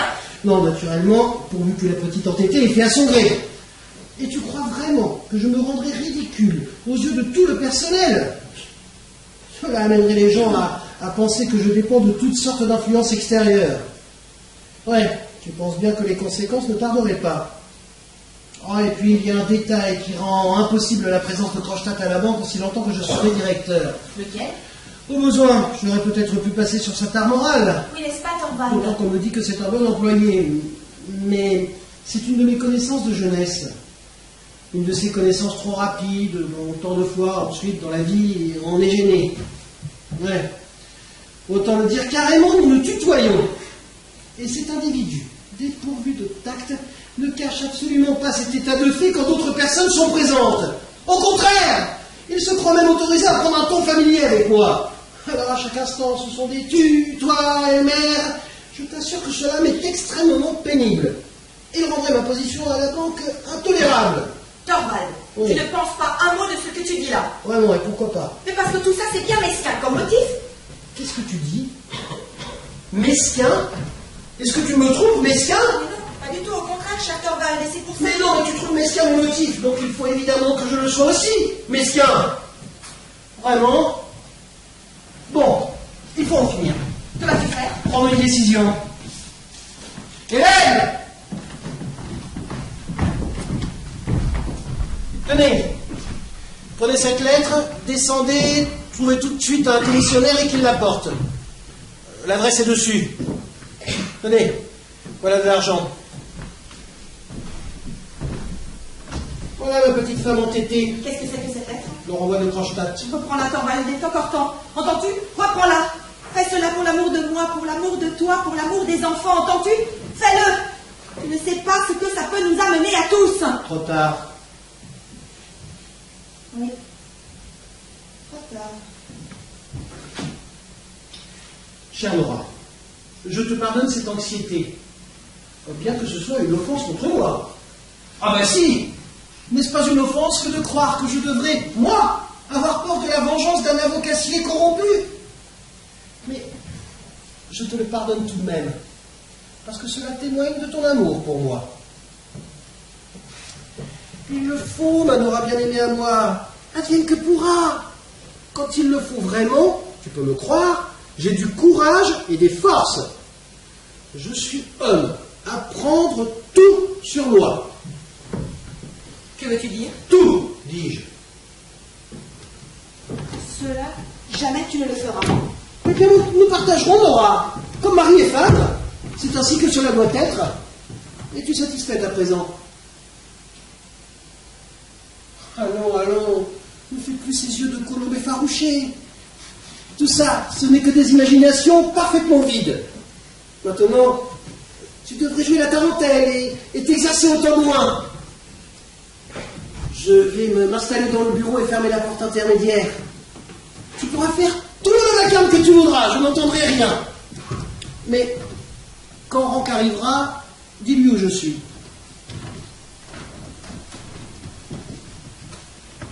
Il serait capable de le faire. Il le fera, malgré tout. C'est là jamais de la vie. Plutôt n'importe quoi. De l'aide, une issue. Le docteur Rank. Plutôt n'importe quoi, n'importe quoi. Bonjour, docteur Rank. Je vous ai reconnu à votre façon de sonner. Mais n'entrez pas chez Thorvald maintenant. Il est occupé, je crois. Et vous? Oh, moi, vous le savez bien. Au bout, j'ai toujours un peu de temps. Merci. Alors j'en profiterai aussi longtemps que je le pourrai. Qu'est-ce que vous voulez dire aussi longtemps que vous le pourrez? Cela vous effraie? Bien, je ne sais pas, c'est dit de façon si bizarre. Il doit arriver quelque chose? Oui. C'est que je prévois depuis longtemps, mais je ne croyais pas que ça viendrait si vite. Qu'avez-vous appris? Docteur Rank, il faut me le dire. Je suis en bas de la pente, il n'y a plus rien à faire. C'est de vous qu'il s'agit? Et de qui d'autre? Il ne sert plus à rien de me mentir à moi-même. Je suis le plus misérable de tous mes patients, madame Edmond. Ces jours-ci, j'ai entrepris de faire un bilan général de mon état et, résultat, banqueroute. Et d'ici un mois, je serai peut-être en train de pourrir au cimetière. Toi, comme c'est laid de parler ainsi. Il est vrai que l'affaire est sacrément laide, mais le pire, c'est qu'avant, il y a tant d'autres horreurs.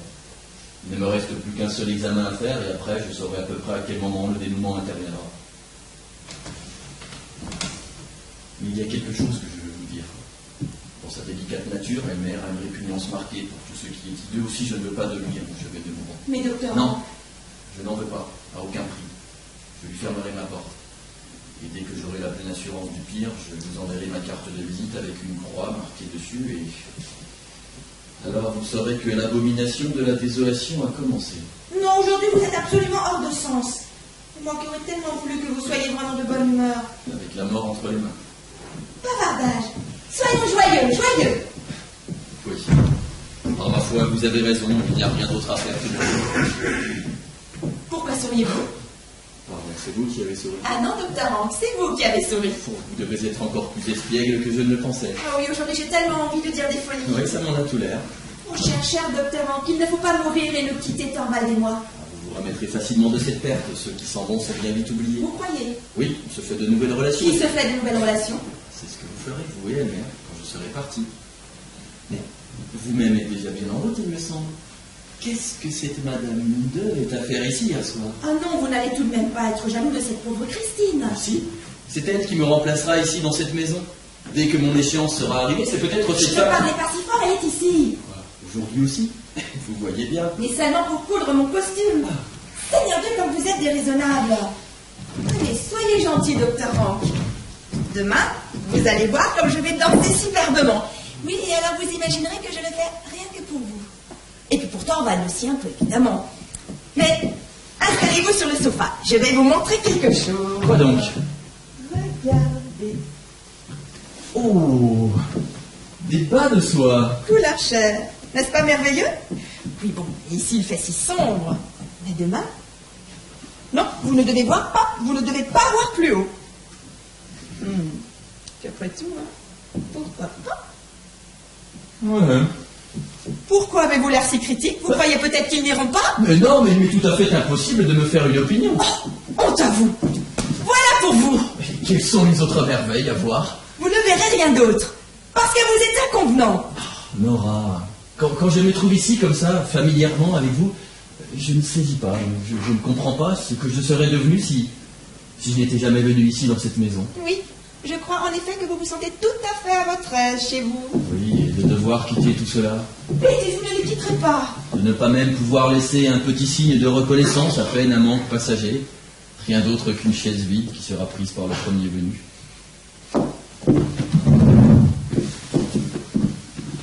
Si je vous demandais de... Si vous me demandiez quoi? une grande preuve de votre amitié. Oui, eh bien, Non, je veux dire, un immense service. voudriez-vous vraiment me rendre si heureux? Mais vous ne savez même pas de quoi il s'agit. Et alors dites-le. Non, je n'ose pas, c'est tellement énorme. À la fois un conseil, une aide et un service. Mais plus c'est, mieux c'est. Je ne parviens pas à saisir ce que vous pouvez bien vouloir me dire. Parlez maintenant. N'ai-je pas votre confiance? Si, vous l'avez comme personne. Vous êtes mon plus fidèle et mon meilleur ami, je le sais assez. Aussi, je vais vous le dire. Eh bien, docteur Rank, il y a quelque chose qu'il faut que vous m'aidiez à éviter. Vous savez à quel point Thorvald m'aime. Pas un instant, il n'hésiterait à donner sa vie pour moi. Nora, croyez-vous donc qu'il soit le seul Le seul qui donnerait joyeusement sa vie pour vous? Ah bon? Oui, Nora. Je m'étais juré de vous le dire avant de partir et je ne trouverai jamais une meilleure occasion. Eh bien oui, Nora. Maintenant, vous le savez. Et maintenant, vous savez aussi par conséquent que vous pouvez vous confier à moi comme à personne. Laissez-moi tranquille. Ah, Nora. Il fait si sombre ici. Non, cher docteur Rank, ce n'est vraiment pas bien. De vous avoir aimé aussi profondément qu'on peut le faire, ce n'est vraiment pas bien. Non, mais de me l'avoir dit, ce n'était absolument pas nécessaire. Mais que voulez-vous dire? Vous le saviez, donc? Mais, Nora, Madame Elmer, je vous demande si vous le saviez. Puisque je sais, je ne peux vraiment pas vous dire. Et dire que vous avez pu être si maladroit, tout allait si bien. Mais en tout cas, vous avez désormais la certitude que je suis à votre disposition corps et âme. Après Et parlez maintenant. Après ce que vous venez de dire, Je vous en prie, dites-moi. ce n'est pas possible. Maintenant, vous ne pouvez plus rien pour moi. Vous ne devez pas me punir ainsi. Permettez-moi de faire pour vous tout ce qui est humainement possible. Ça ne sert plus à rien. Et de toute façon, je n'ai besoin d'aucune aide. Tout ça n'est qu'imagination. Mais oui, vous verrez. Oui, vous êtes vraiment un charmant monsieur, docteur Rank. Et vous n'avez pas honte, maintenant que la lumière est allumée? Non, absolument pas. Mais il faut peut-être que je m'en aille. Pour toujours. Non, ne faites pas ça, vraiment. Vous viendrez ici comme d'habitude, comme avant. Vous savez bien que Thorvald ne peut pas se passer de vous. C'est précisément ce qui m'a égaré. Vous êtes une énigme pour moi.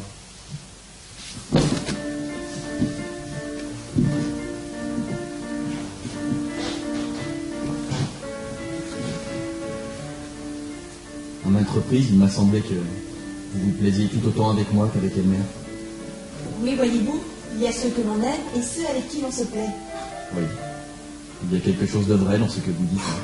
Quand j'étais à la maison, j'aimais papa plus que tout, bien entendu. Mais je trouvais toujours tellement amusant de pouvoir pénétrer en cachette dans la chambre des bonnes. Elle ne me faisait jamais la morale. Elle me racontait toujours des histoires si drôles. Ainsi, c'est elle que j'ai remplacée. Oh, cher docteur Rank, ce n'est pas du tout ce que je voulais dire. Mais vous pouvez bien comprendre qu'il en va de Thorvald comme de papa. Ah? Quelque chose qui ne va pas? Non, rien. C'est simplement... C'est mon nouveau costume. Mais comment ça? Vous l'avez déjà, votre costume? Ah, oui, mais... J'en ai commandé un autre. Et il ne faut pas que Thorvald le sache. Si le voilà le grand secret. Oui, le voilà. Mais allez donc chez Thorvald maintenant, il est dans la pièce du fond. Tenez-le occupé en attendant. Soyez tranquille, il ne m'échappera pas. Que voulez-vous dire, mon mari? Parlez doucement, il est ici. Soit. Vous me voulez quoi? Obtenir un renseignement. Alors dépêchez-vous, de quoi s'agit-il? Vous savez bien que j'ai reçu mon congé. Je n'ai pas pu l'empêcher, monsieur Crochet. J'ai lutté jusqu'au bout pour votre cause, mais rien n'y a fait. Mais votre mari a-t-il si peu d'amour pour vous? Et c'est à quoi je peux vous exposer, tout de même il a osé. Et vous, comment osez-vous imaginer qu'il sache? Ah non, ce n'est pas ce que je pensais non plus. Ça ne ressemble vraiment pas à mon bon Torvanel-Mer de montrer tant de courage viril. Monsieur Crochet, j'exige que l'on respecte mon mari. Ah mais Dieu me garde, il a tout le respect qu'on nous doit. Et comme madame met tant de soin à cacher cette histoire, j'ose présumer que l'on vous a informé un petit peu mieux qu'hier sur la vraie nature de ce que vous avez fait. Mieux que vous n'auriez pu vous me l'apprendre jamais. Oui, mauvais juriste que je suis. Et vous me voulez quoi? Simplement voir comment vous allez, madame Elmer. Je n'ai pas cessé de penser à vous toute la journée. Un encaisseur, un faiseur de four, Eh bien, voyez-vous, quelqu'un comme moi est aussi capable d'avoir un petit peu de ce que l'on appelle du cœur. Alors montrez-le, pensez à mes enfants. Et vous et votre mari, vous avez pensé au mien? Mais tout ça n'a pas d'importance. Ce que je voulais simplement vous dire, c'est que vous n'avez pas besoin de prendre cette affaire trop au sérieux. Pour commencer, je ne déposerai pas de plainte contre vous. Non, pas vrai, je le savais bien. Oui, on pourrait régler ça amiable. Cela n'a simplement pas besoin d'arriver aux oreilles d'autrui, ça restera entre nous trois. Mon mari ne devra jamais rien savoir. Et comment pouvez-vous empêcher cela? Pouvez-vous payer ce qui reste? Non, pas tout de suite. Ou peut-être avez-vous trouvé un moyen d'avoir l'argent ces jours-ci? Aucun moyen dont je voudrais user. Oui, cela ne servirait à rien tout de même. Vous auriez beau vous tenir là le paiement comptant entre les mains, vous n'obtiendriez pas de moi votre reçu pour autant. Alors expliquez-moi comment vous voulez vous en servir. Je veux le garder, en être le dépositaire. Personne n'en saura rien. Par conséquent, si vous deviez envisager une résolution désespérée, J'y ai pensé. si vous deviez envisager de vous enfuir de votre foyer, J'y ai pensé. ou si vous deviez penser au pire, Comment pouvez-vous le savoir? renoncez-y. Comment pouvez-vous savoir que je pense à cela? Mais nous y pensons presque tous au début. Moi aussi j'y ai pensé, mais par ma foi, je n'en ai pas eu le courage. Non, moi non plus. Non, n'est-ce pas? Vous non plus, vous n'en avez pas eu le courage. Non, je ne l'ai pas, je ne l'ai pas. Ce serait une grosse sottise aussi, une fois passé le premier orage conjugal. J'ai dans ma poche une lettre pour votre mari. Vous lui racontez tout? En termes aussi mesurés que possible. Mon mari ne devra jamais recevoir cette lettre. Déchirez-la. Je trouverai l'argent. Pardonnez-moi, madame, vous avez dit... Je ne parle pas de l'argent que je vous dois. Faites-moi savoir quelle somme vous exigez de mon mari et je me la procurerai. Mais je n'exige pas d'argent de votre mari. Alors qu'exigez-vous? Vous allez le savoir. Je veux me remettre sur pied. Je veux y parvenir et votre mari doit m'y aider. Pendant 1 an et demi, je ne me suis rendu coupable d'aucune malhonnêteté. Pendant tout ce temps, j'ai dû lutter contre les conditions les plus dures. J'étais content de remonter pas à pas, par mon travail. Et voilà qu'on me chasse et je ne me satisferai pas de n'être repris que par pitié. Je veux y parvenir, vous dis-je. Je veux rentrer à la banque, obtenir un poste plus élevé. Votre mari doit créer un poste pour moi. Cela jamais il ne le fera. Oh, il le fera. Je le connais, il n'osera pas jamais. Et alors, si je suis à la tête de cette affaire avec lui, vous allez voir. Dans 1 an, je serai le bras droit du directeur. Et ce sera Nils Krogstad et Montan-Vadelmer qui dirigera la banque. Cela vous ne le vivrez jamais. Voulez-vous peut-être? Oui, maintenant j'en aurai le courage. Vous ne m'effrayez pas. Une bagarre délicate comme vous. Vous allez voir, vous allez voir. Sous la glace peut-être? Oui, c'est ça. Dans l'eau glacée, la noire de charbon. Et puis au printemps, vous montez à la surface, laide, méconnaissable, sans cheveux. Vous ne m'effrayez pas. Et vous non plus, vous n'effrayez pas. Des choses de ce genre, cela ne se fait pas, madame Elmer. Et à quoi cela servirait-il? Je l'ai toujours dans ma poche. Même après tout, quand je ne serai plus. Oubliez-vous que même alors, je disposerai de votre mémoire. Bien. Vous voilà prévenu. Alors pas de sottise. Quand Elmer m'aura reçu ma lettre, j'attendrai sa réponse. Et rappelez-vous bien que c'est votre mari qui m'a forcé à faire cette démarche. Et cela, je ne le lui pardonnerai jamais. Adieu, madame. Il s'en va. Ne remets pas la lettre. Mais qu'est-ce qu'il fait? Il reste dehors. Il reste sur l'escalier. Est-ce qu'il se ravise? Est-ce que... Non. Non, la boîte aux lettres. Elle est là, attends, nous sommes perdus. Voilà. Je ne vois plus rien à répondre. Christine, viens ici, viens. Christine, papa, j'ai l'air bouleversée. Tu vois la lettre là?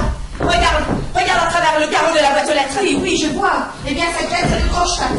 Nora, c'est Krogstad qui t'a prêté l'argent. Oui, et maintenant, Torvald va tout savoir. Nora, comment c'est le mieux pour vous deux? Ce n'est pas tout. J'ai fait un faux. Pour le monde du ciel. Voilà, c'est tout ce que je te dirai, Christine. Tu es mon témoin. Témoin, mais témoin de quoi? Parce que je commence bientôt à perdre la tête et que ça pourrait bien arriver. Nora. Ou s'il m'arrive quelque chose et que je ne sois pas là pour... Mais Nora, tu as complètement perdu la tête. Ou s'il y avait quelqu'un qui voulait se charger de tout. De toute la faute, comprends-tu? Mais oui, mais comment peux-tu... Alors il faudra que tu témoignes que ce n'est pas vrai.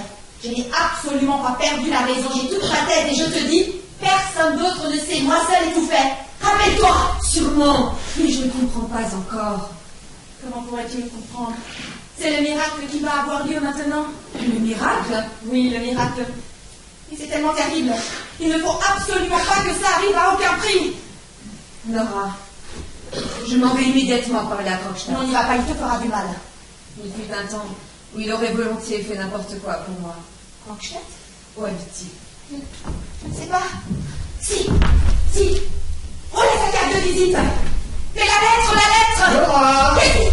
Oui, mais vous montre que tu fais des essayages. Oui, j'ai fait des essayages, vrai. Tu vas voir comme je vais être jolie. Nora, il habite tout près d'ici, au coin de la rue. Mais nous sommes perdus, la lettre est dans la boîte. Mais ton mari a la clé? Toujours. Il faut que Krogstad réclame sa lettre sans qu'on l'ait lue. Il faut qu'il trouve un prétexte. Mais justement, à cette heure-ci, Thorvald a l'habitude Mais de... essaie de le retenir. Moi, je reviens dès que je peux.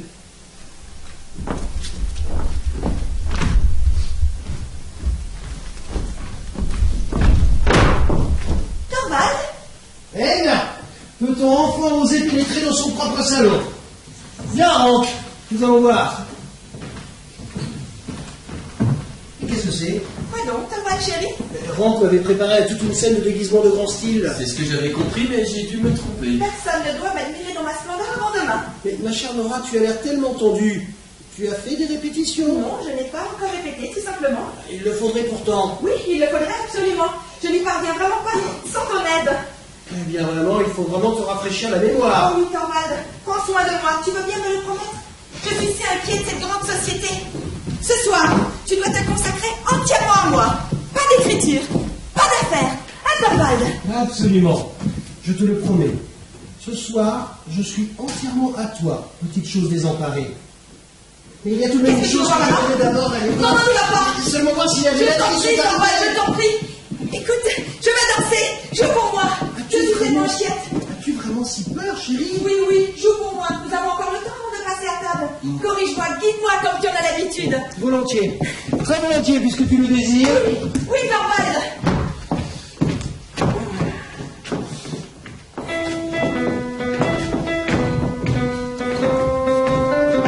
Doucement. Je n'y arrive pas. Mon comportement, Nora. Mais c'est exactement comme ça que ça doit être. Mais non, ça ne va pas. Ah. Laisse-moi jouer pour elle. Oui, comme ça je pourrais mieux la guider.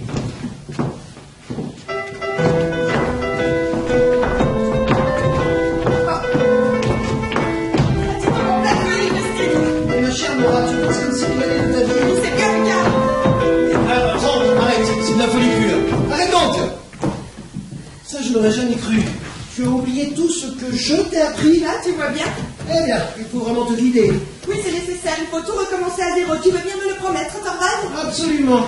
Je te le promets. Tu ne dois ni aujourd'hui ni demain avoir de pensée pour autre chose que pour moi. Tu ne dois pas ouvrir de lettres. Pas ouvrir la boîte aux lettres. Thorvald. Nora, c'est encore l'inquiétude pour cet homme. Cela aussi. Nora, je crois le deviner à ton air. Il y a déjà une lettre de lui qui est arrivée. Peut-être, mais tu ne dois rien lire de pareil maintenant. Il ne doit rien y avoir de l'air entre nous avant que tout ne soit fini. Il ne faut pas la contrarier. Allez, l'enfant aura satisfaction. Mais demain soir, lorsque tu auras dansé... Alors tu seras libre. Champagne! Un festin par conséquent. Banquet au champagne jusqu'au matin. Et un peu de macaron, beaucoup pour une fois. Allons, pas ton emportement. Sois donc la petite alouette comme d'habitude. Oui, Thorvald, mais entre donc. Et vous aussi, docteur Rank. Aide-moi à me monter les cheveux. Mais voyons, cher ami, il n'y a vraiment rien d'autre en route. Oh loin de là, mon cher, il n'y a strictement rien d'autre que cette angoisse puérile dont je t'ai parlé. Et alors? Parti pour la campagne. Je le savais. Il revient demain soir. Je lui ai laissé un mot. Tu n'aurais pas dit. De toute façon, tu n'empêcheras rien. Au fond, c'est tout de même une joie d'attendre le miracle. D'attendre quoi? Tu ne peux pas comprendre. Allez, rejoindre, j'arrive tout de suite.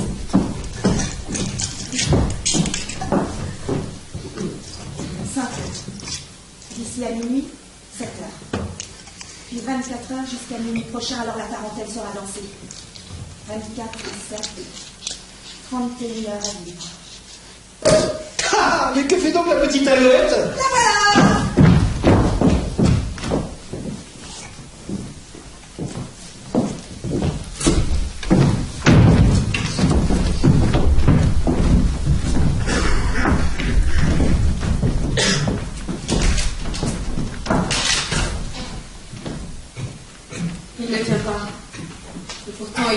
besoin maintenant. Pourvu qu'il... Ah, le voilà. Entrez, il n'y a personne. J'ai trouvé chez moi un mot de vous. Qu'est-ce que cela signifie? Il faut absolument que je vous parle. Ah bon? Et cet entretien doit absolument avoir lieu ici, dans cette maison? Oui, chez moi, c'était impossible, je n'ai pas d'entrée indépendante. Entrez, il n'y a personne, la bonne dame et elle-même sont au bas au-dessus. Tiens, il y a une mère danse ce soir, vraiment. Oui, pourquoi pas. Krogstad, nous avons à parler tous les deux. Tous les deux? Avez-vous encore des choses à nous dire? Nous avons beaucoup de choses à nous dire. Je n'aurais pas cru. C'est que vous ne m'avez jamais bien comprise. Mais y aurait-il autre chose à comprendre que ce qui est clair comme le jour? Une femme sans cœur est conduite un homme pour qu'il se présente un parti plus avantageux. Mais croyez-vous que je sois sans cœur à ce point? Et croyez-vous que j'ai rompu d'un cœur léger? Vraiment? Krogstad, l'avez-vous vraiment cru? Mais dans ce cas, pourquoi m'avez-vous écrit comme vous l'avez fait? Mais je ne pouvais rien faire d'autre, puisque je devais rompre avec vous. C'était également de mon devoir que d'extirper de votre cœur tout ce que vous ressentiez pour moi. Ah bon? C'est ainsi. Et cela uniquement pour de l'argent. Vous ne devez pas oublier que j'avais une mère sans ressources et deux petits frères. Nous ne pouvions pas nous attendre, Krogstad. Vous aviez des projets si lointains à ce moment-là. Soit. Mais vous n'aviez pas le droit de me repousser pour un autre. Je ne sais pas. Maintes fois, je me suis demandé si j'en avais le droit. Quand je vous ai perdu, ce fut comme si le sol s'était dérobé sous mes pieds. Et puis à présent, regardez-moi. Je suis un naufragé sur une épave. Et le salut pourrait être proche. Il était proche, et puis vous êtes venu me l'enlever. C'était à mon insu, Krogstad. C'est qu'aujourd'hui que j'ai appris que c'était vous que j'allais remplacer à la banque. Je vous crois puisque vous me le dites. Mais maintenant que vous le savez, allez-vous y renoncer? Non, car ça ne servirait à rien. Servir. Moi, c'est ce que je ferais tout de même. J'ai appris à agir raisonnablement. La vie et la mère nécessité me l'ont appris. Et moi, la vie m'a appris à ne plus croire aux belles paroles. Alors, la vie vous a appris une chose fort sensée. Mais aux actes, il faut bien que vous croyiez tout de même. Comment cela? Vous disiez tout à l'heure que vous étiez comme un naufragé sur une épave. J'avais sans doute de bonnes raisons de parler ainsi. Eh bien, moi aussi. Je suis comme une naufragée sur une épave. Personne à qui me dévouer, personne qui ait besoin de moi. Ah, mais c'est vous qui l'avez voulu. Mais je n'avais pas le choix. Et alors? Krogstad, si maintenant nous deux naufragés, nous allions l'un vers l'autre. Qu'est-ce que vous dites? Deux sur la même épave, c'est tout de même mieux que chacun sur la sienne. Christine, Pourquoi croyez-vous que je sois venue en vie? auriez-vous eu une pensée pour moi? Il faut que je travaille si je dois accepter de vivre. Tous les jours de ma vie, aussi loin que je me souvienne, j'ai travaillé. Et ça a été ma meilleure et ma seule joie. Mais maintenant, me voici tout à fait seule au monde. Effroyablement vide et abandonnée. Et il n'y a qu'une joie à travailler pour soi-même, n'est-ce pas? Krogstad, apportez-moi quelque chose ou quelqu'un pour qui vivre. Je ne vous crois pas. Ce n'est rien d'autre que de l'orgueil féminin exalté et ardent à se sacrifier. N'avez-vous jamais connu exalté? Et alors, vous pensez vraiment ce que vous dites? Dites-moi, êtes-vous parfaitement au courant de mon passé? Oui. Et vous savez ce que je suis en train de payer ici? Vous laissiez entendre tout à l'heure qu'avec moi vous auriez pu devenir autre. J'en suis sûr. Est-ce que ça ne pourrait pas se faire encore? Christine, avez-vous bien réfléchi? Oui, je le vois à votre air. Et quand même, vous auriez le courage de... J'ai besoin de quelqu'un à qui tenir lieu de mère. Et vous avez des enfants qui ont besoin d'une mère. Nous avons tous deux besoin l'un de l'autre, Krogstad. J'ai confiance. Est-ce qu'il y a de plus profond en vous? Avec vous, je n'aurais peur de rien. Merci. Merci, Christine. Maintenant, je saurai me relever aux yeux des autres. Et j'oubliais. Faites arrêter. Allez-vous-en. Allez-vous-en. Qu'est-ce qu'il y a? Vous entendez cette danse là-haut? Quand elle sera finie, nous ne serons plus seuls. Allez-vous-en. Bon, eh bien, je m'en vais. Je n'ai plus rien à faire ici, n'est-ce pas? Bien entendu, vous n'êtes pas au courant de la démarche que j'ai faite contre BNR. Mais si, je suis au courant. Et quand même, vous auriez le courage. Je sais jusqu'où le désespoir peut pousser un homme comme vous. Si je pouvais défaire ce que j'ai fait. Mais vous pouvez. Sûrement, la lettre est encore dans la boîte. Vous en êtes sûr? Absolument sûr, mais... Mais est-ce là l'explication? Voulez-vous sauver votre âme à tout prix? Dites-le-moi carrément, hein. C'est bien cela? Krogstad, lorsqu'on s'est vendu une fois pour l'amour des autres, on ne recommence pas. Je vais redemander ma lettre. Mais non. Mais si, naturellement. J'attends jusqu'à ce que la mère descende. Je lui dis qu'il doit me rendre ma lettre, qu'il n'a pas besoin de la lire, qu'il ne s'agit que de mon renvoi. Mais non, il ne faut pas que vous réclamiez cette lettre. Mais dites-moi, est-ce pas pour cela que vous m'avez convoqué ici? Oui, dans un premier moment d'alarme. Et depuis 24 heures se sont passées, et j'étais témoin ici, dans cette maison, de choses incroyables. Elle mère doit tout savoir. Ce malheureux secret doit venir au grand jour. Il faut qu'il y ait une explication complète entre deux. Assez de toutes ces cachotteries, de toutes ces dérobades. Soit, si vous le prenez sur vous. Mais il y a une chose que je peux faire, en tout cas, et il faut que je le fasse immédiatement. Allez-vous-en, dépêchez-vous. D'abord, c'est fini. Nous sommes plus tranquilles. Je vous attends là. Oui. Et vous m'accompagnerez jusqu'à ma porte. Jamais encore, je n'ai été aussi incroyablement heureux.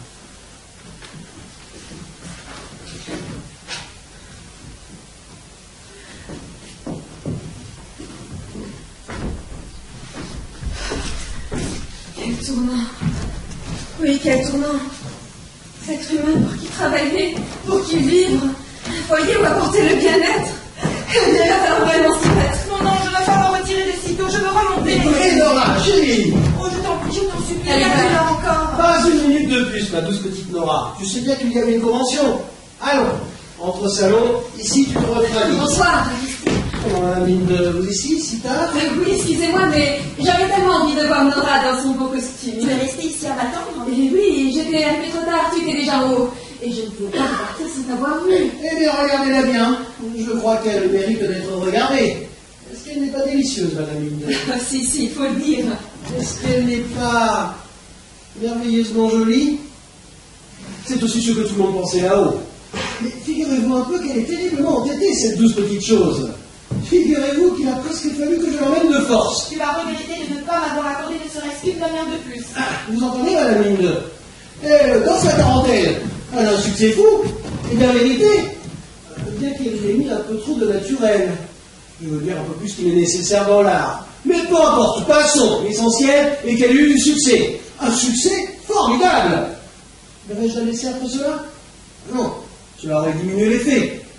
J'ai pris par le bras ma délicieuse petite fille de Capri. Capricieuse petite fille de Capri, pourrais-je dire?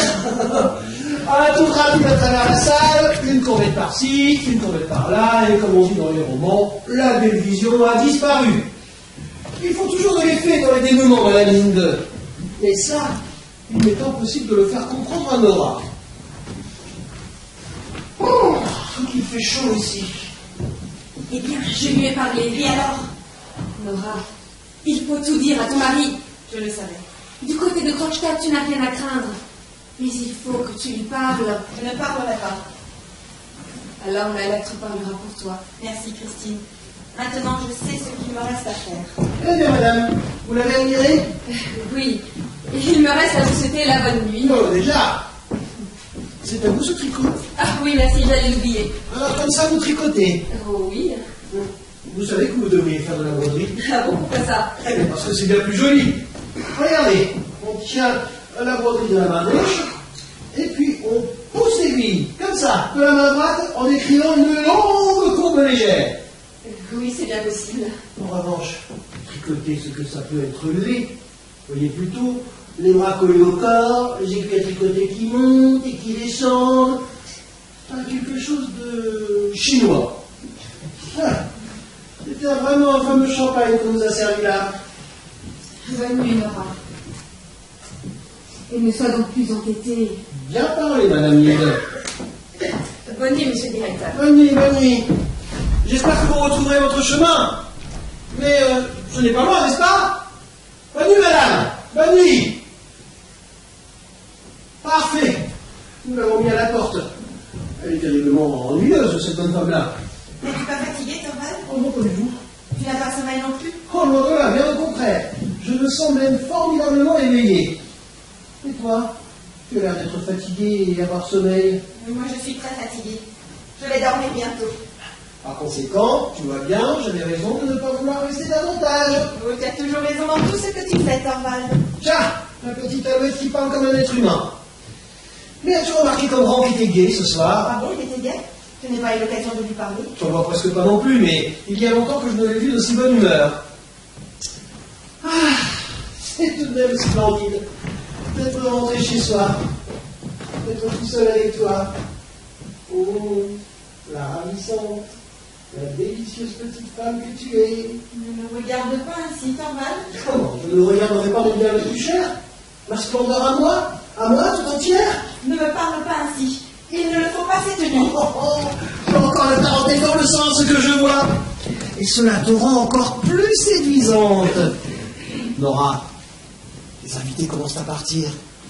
Bientôt tout sera silencieux dans la maison. Espérons-le. Oui, n'est-ce pas, Nora bien aimée à moi? Oh, tu sais, Nora, quand je suis dans le monde avec toi, comme ça, sais-tu pourquoi je te parle si peu? Pourquoi je te regarde si peu? Pourquoi je te jette juste un coup d'œil comme ça, à la dérobée, parfois? Hein? Sais-tu pourquoi? C'est parce qu'alors je m'imagine que tu m'as bien aimée en secret, ma petite fiancée secrète, et que personne ne s'imagine qu'il y a quelque chose entre nous deux. Oui, je sais bien. Va que toutes tes pensées vont à moi.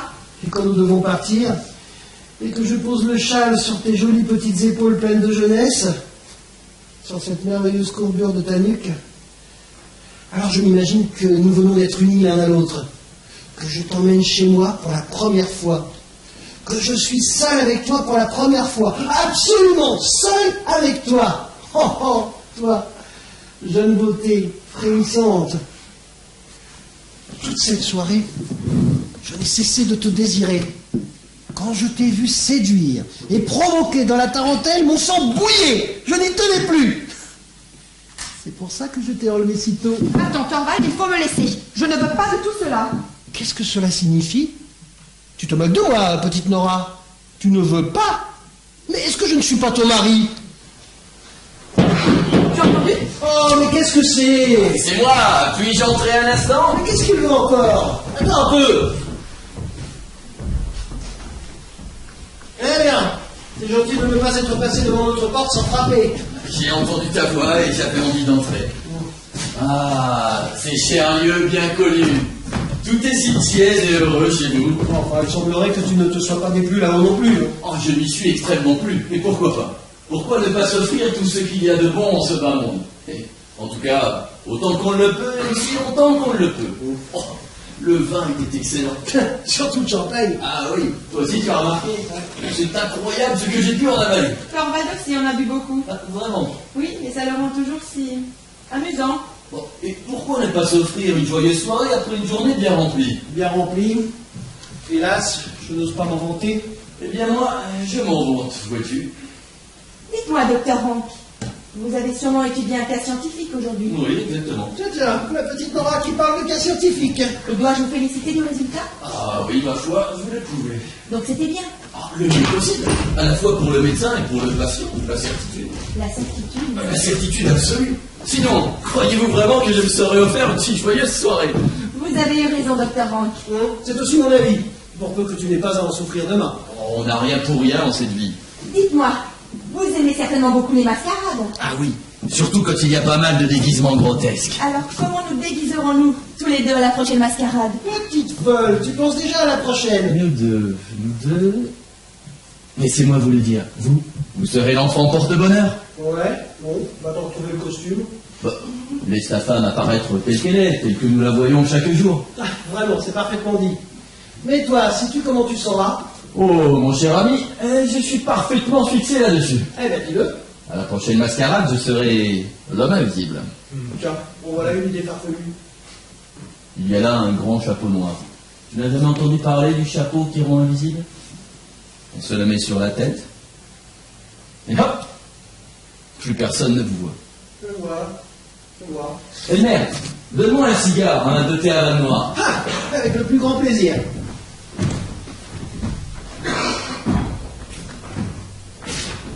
Merci, cher ami. Et maintenant, adieu.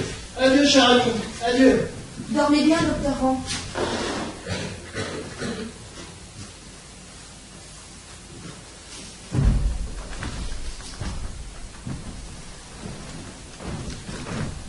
Il avait pas mal bu. Peut-être bien. Nora, que fais-tu? Je vais vider la boîte aux lettres. Elle est toute pleine. Il n'y aura plus de place pour les journaux demain matin. Tu veux travailler cette nuit? Oh, tu sais bien que non. Mais qu'est-ce que c'est?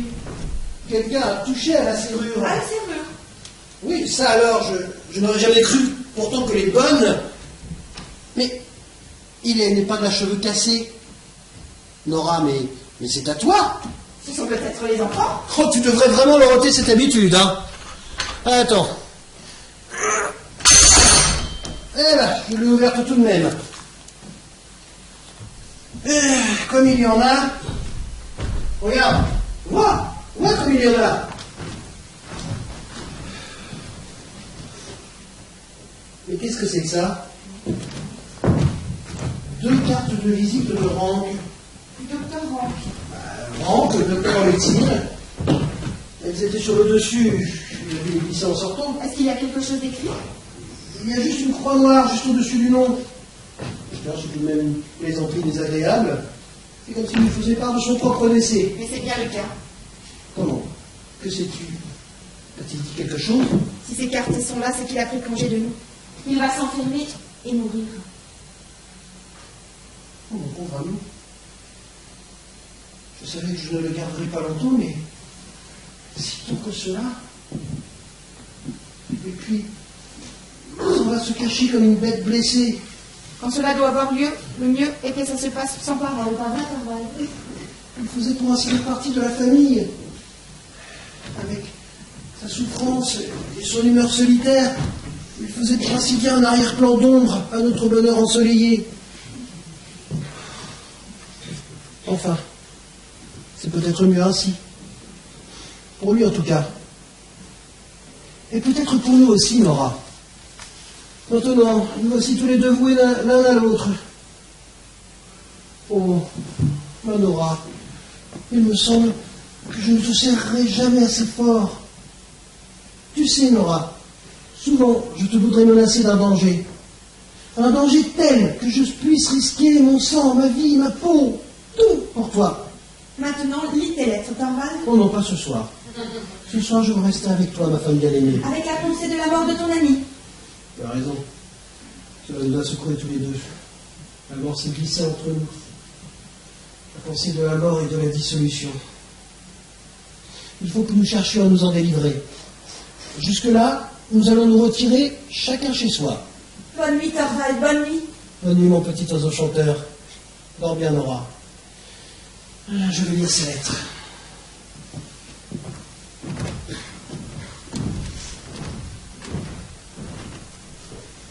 Ne plus jamais le revoir. Jamais. Ne plus jamais revoir les enfants non plus. Eux non plus, jamais. Cette eau froide et glacée, cet abîme s'enfonce. Maintenant il la prend, maintenant il la lit. Torvald, adieu-toi les enfants. Nora, qu'est-ce que c'est que ça? C'est tout ce qu'il y a dans cette lettre? Oui, je le sais. Laisse-moi m'en aller, laisse-moi partir. Où vas-tu? Tu ne me sauveras pas, Torvald. Ah, c'est vrai. C'est vrai ce qu'il écrit. Non, c'est pas possible. Ça ne peut pas être vrai. C'est vrai, je t'ai aimé plus que tout au monde. On ne croit pas que tu vas t'en sortir par des niaiseries, hein. Torvald, Mais malheureuse, mais qu'est-ce que tu as fait là? laisse-moi m'en aller. Tu ne porteras pas le poids de ma faute. Tu ne dois pas te charger de cela. Pas de comédie. Tu vas rester ici. Tu vas me rendre des comptes, hein. Comprends-tu ce que tu as fait? Mais réponds-moi, le comprends-tu? Oui. Maintenant, je commence à comprendre. Oh, l'épouvantable réveil. Pendant ces 8 années, elle, qui était ma joie, ma fierté. Une menteuse, une hypocrite, pire, une malfaiteuse. Oh, quelle laideur, quel abîme que tout cela. J'aurais dû me douter que quelque chose de ce genre arriverait, mais j'aurais dû le prévoir avec la légèreté des principes de ton père. Oh, tais-toi! Et de ces principes tu as hérité? Pas de religion, pas de sens de devoir, pas de morale. Comme j'ai été puni d'avoir jeté un voile sur sa conduite. C'est pour toi que je l'ai fait. Et voilà maintenant comment tu me récompenses. Oui, voilà. Maintenant, tu as détruit tout mon bonheur. Tu as anéanti tout mon avenir. Oh, c'est épouvantable d'y penser. Je suis à la merci d'un être sans scrupules. Il peut faire de moi ce qu'il veut. Exiger de moi ce qu'il voudra, ordonner, commander, comme il lui plaira, sans que j'ose souffle les mots. Oh, si je peux être coulé lamentablement à pic à cause d'une femme écervelée. Quand j'aurai quitté ce monde, tu seras libre. Non, pas de si malgré. Ton père aussi manipulait des expressions de ce genre. À quoi me servirait-il que tu quittes ce monde, comme tu dis? Cela ne servirait strictement à rien. Il peut tout de même ébruiter la chose. Et s'il le fait, je serais peut-être soupçonné d'avoir été le complice de ton acte criminel. On croira peut-être que je me tenais derrière, que c'est moi qui t'ai encouragé. C'est à toi que j'ai porté dans mes bras d'un bout à l'autre de notre vie commune que je dois ça. Comprends-tu ce que tu as fait? Oh oui, je comprends. Mais c'est tellement épouvantable que je n'arrive pas à m'y faire. Non, il faut redresser tout cela. Enlève ce châle. Mais enlève-le, je dis. Il faut que je lui donne satisfaction d'une manière ou d'une autre. Il s'agit à tout prix d'étouffer cette affaire. Par conséquent, tout doit paraître inchangé entre nous deux. Et naturellement, seulement aux yeux du monde. Par conséquent, tu resteras ici, cela va de soi. Mais les enfants, il te sera interdit de les élever. Je n'ose pas te les confier. Dire tout cela à elle que j'ai tant aimée et que maintenant encore. Non, allons. Il n'est plus question de bonheur. Il s'agit uniquement de sauver les débris. Et reste l'apparence. Qu'est-ce que c'est? Serais-je déjà l'horreur?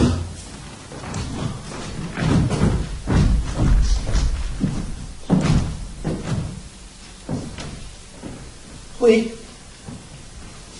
Oui, c'est de lui. Ah non, tu n'auras pas. Je veux la lire moi-même. Eh bien, lis. Je t'en égare le courage. Peut-être sommes-nous perdus, toi et moi. Non, il faut que je sache.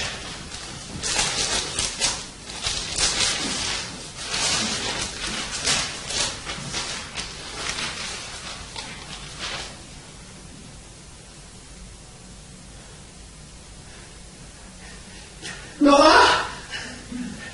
Non, attends, il faut que je lise encore. Mais oui, c'est bien ça. Je suis sauvé, Nora. Je suis sauvé. Et moi? Oh, mais toi aussi, bien entendu. Nous sommes sauvés tous les deux, Nora. Regarde. Il te renvoie ton bossu. Il écrit dans sa lettre qu'il regrette qu'un heureux événement dans la vie, qu'il se repent. Peu importe ce qu'il écrit. Nous sommes sauvés, Nora. Personne ne peut plus te nuire. Oh, Nora. Non, détruisons d'abord toutes ces horreurs. Je ne veux plus voir cela. Ça n'est plus qu'un mauvais rêve.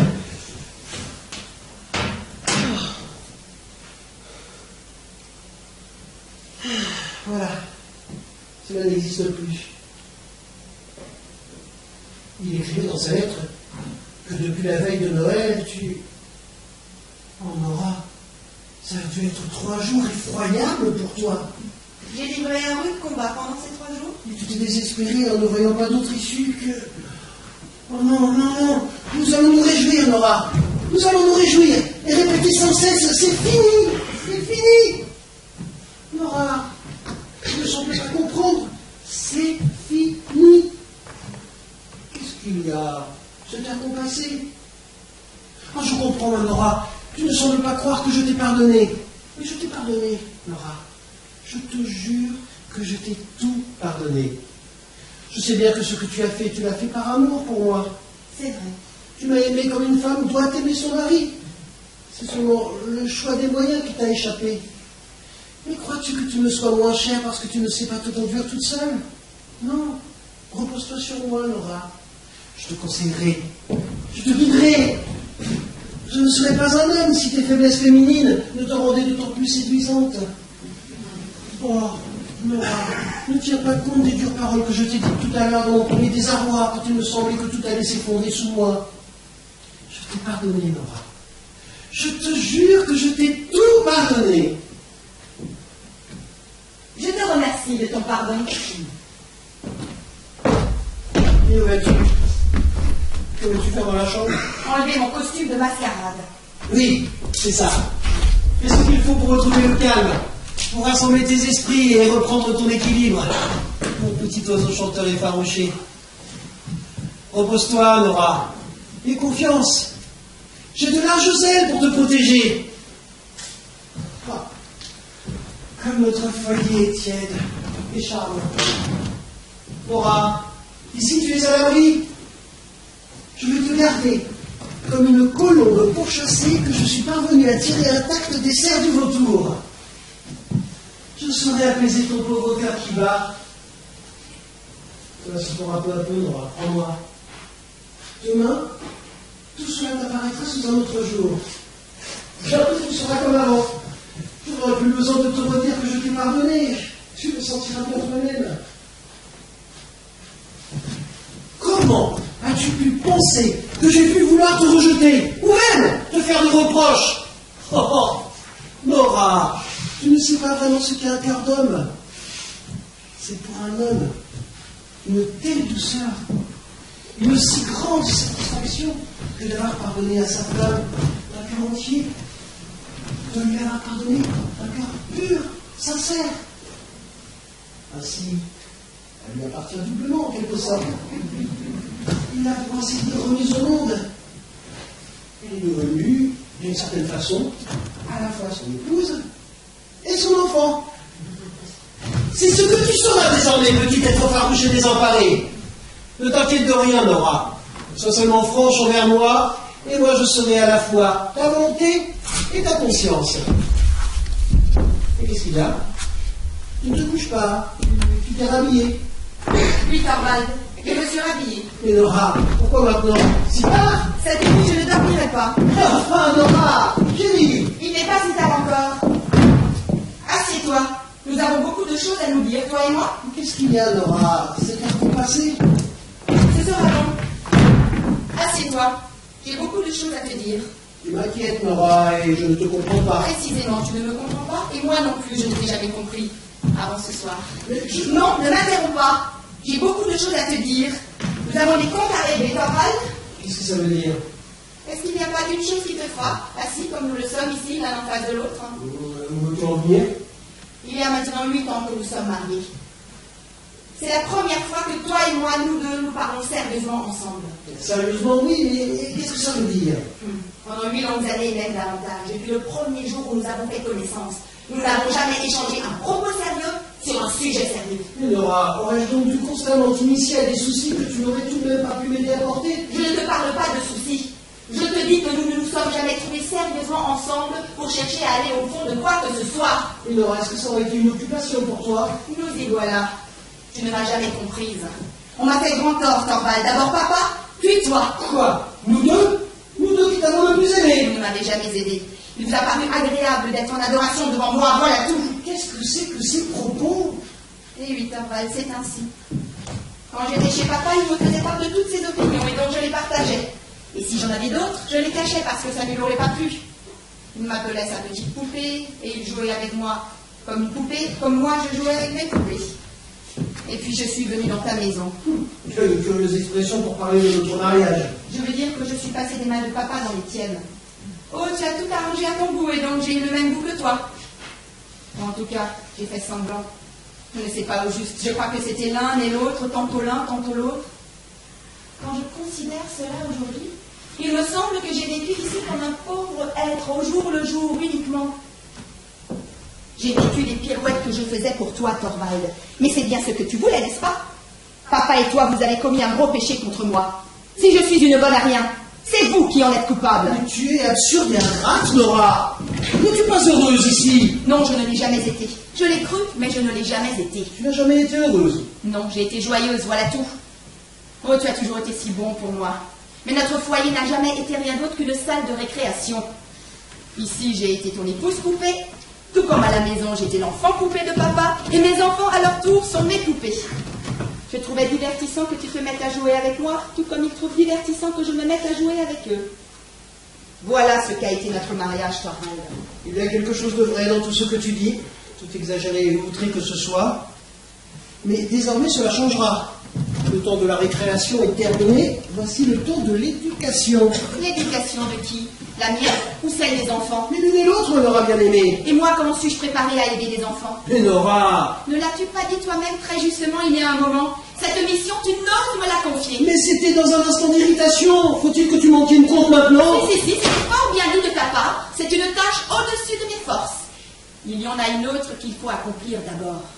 Il faut que je veille à m'éduquer moi-même et pour cela tu n'es pas homme à m'y aider. Il faut que je sois seule pour le faire. Et voilà pourquoi. Maintenant je vais te quitter. Qu'est-ce que tu as dit? Il faut que je sois absolument seule si je veux voir clair en moi et en tout ce qui m'entoure. Voilà pourquoi je ne peux pas demeurer plus longtemps ici. Mais Nora, Je vais Nora! partir tout de suite. Christine m'accueillera sûrement pour cette nuit. Mais tu es folle, tu n'as pas le droit, je te l'interdis! Il ne sert à rien de m'interdire quoi que ce soit désormais.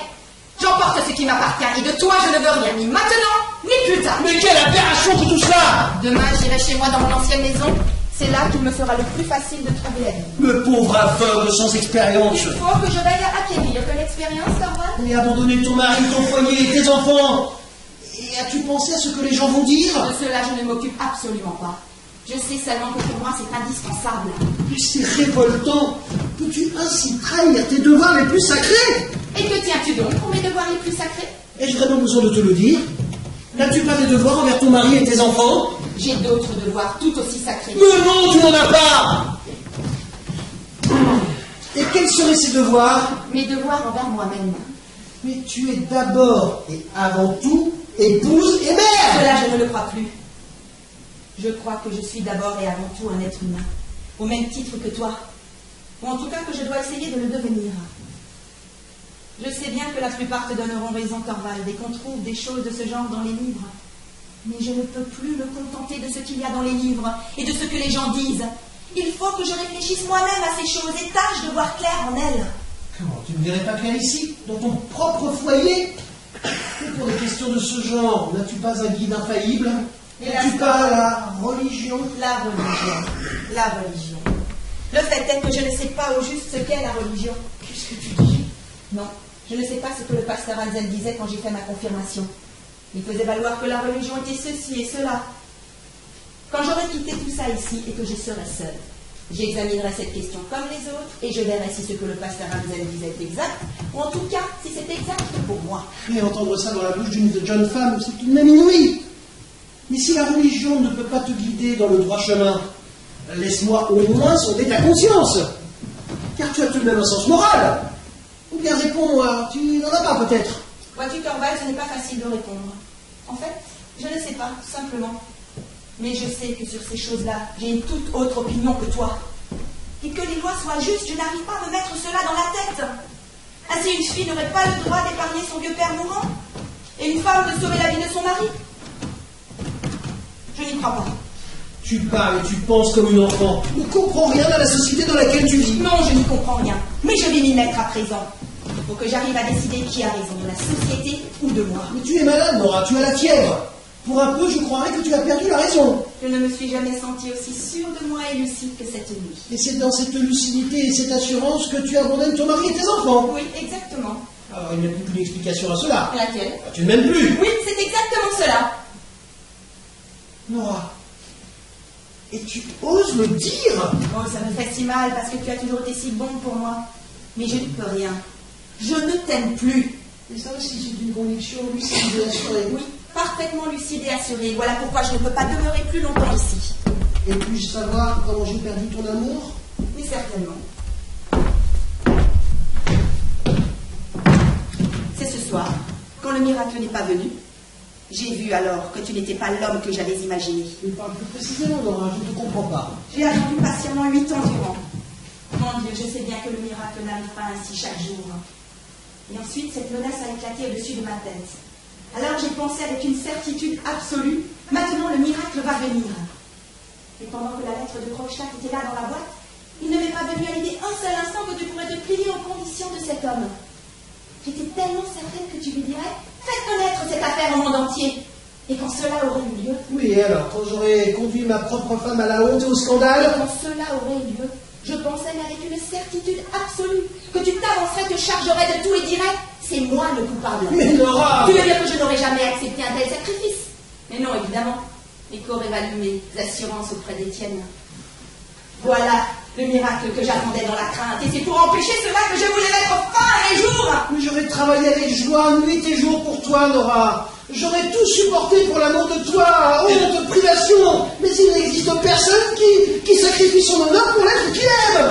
C'est ce que des centaines de milliers de femmes ont fait. Oh, tu parles et tu penses comme une enfant qui ne comprend rien. Soit, mais toi, tu ne penses pas, tu ne parles pas comme l'homme que je pourrais suivre. Quand ton épouvante a été passée, épouvante non pour ce qui me menaçait moi, mais pour ce à quoi tu t'es toi-même exposé. Et quand tout le danger était passé, tu as tout oublié. Je suis redevenue ta petite poupée, ton alouette, que désormais tu porterais 2 fois plus prudemment dans tes bras, puisqu'elle était si fragile et délicate. À ce moment, l'idée s'est imposée à moi que j'avais vécu ici pendant 8 ans avec un étranger, et que j'ai eu 3 enfants. Je ne supporte pas d'y penser, je pourrais me mettre en 1000 morceaux. Je vois. Un abîme assurément s'est creusé entre nous. Et Nora, ne pourrait-on pas le combler? Telle que je suis maintenant, je ne peux pas être une épouse pour toi. J'ai la force de devenir un autre. Peut-être, si on t'enlève ta poupée. Mais non, me séparer. Séparer de toi, Nora, non, non. Je ne peux pas me faire à cette idée. Raison de plus pour en finir. Ah, Nora, attends-moi demain. Je ne peux pas passer cette nuit sous le toit d'un étranger. Mais est-ce qu'on ne pourrait pas continuer de vivre ensemble comme frères et sœurs? Tu sais très bien que ça ne durerait pas longtemps. Adieu, Thorvald. Pour ceux qui étaient petits, je sais qu'ils sont entre de meilleures mains que les miennes. Telle que je suis maintenant, je ne peux pas être une mère pour eux. Mais un jour, Nora, un jour.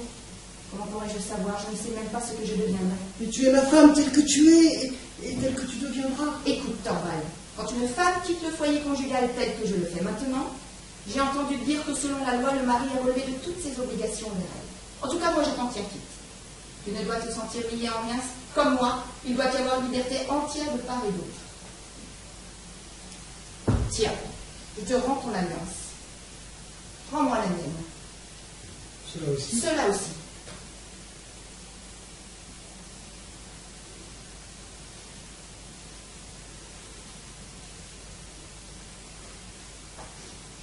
Cela aussi.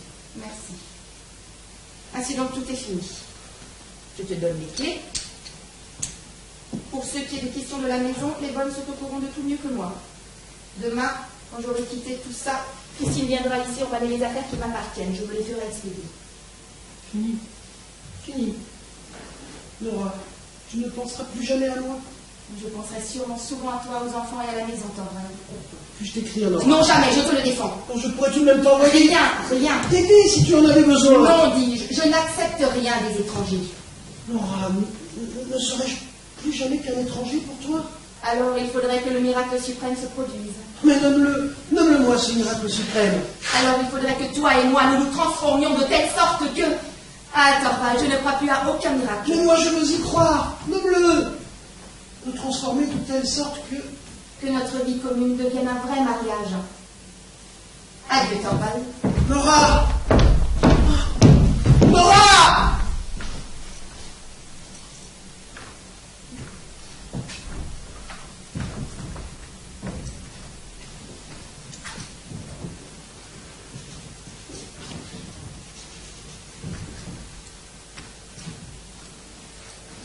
Vide.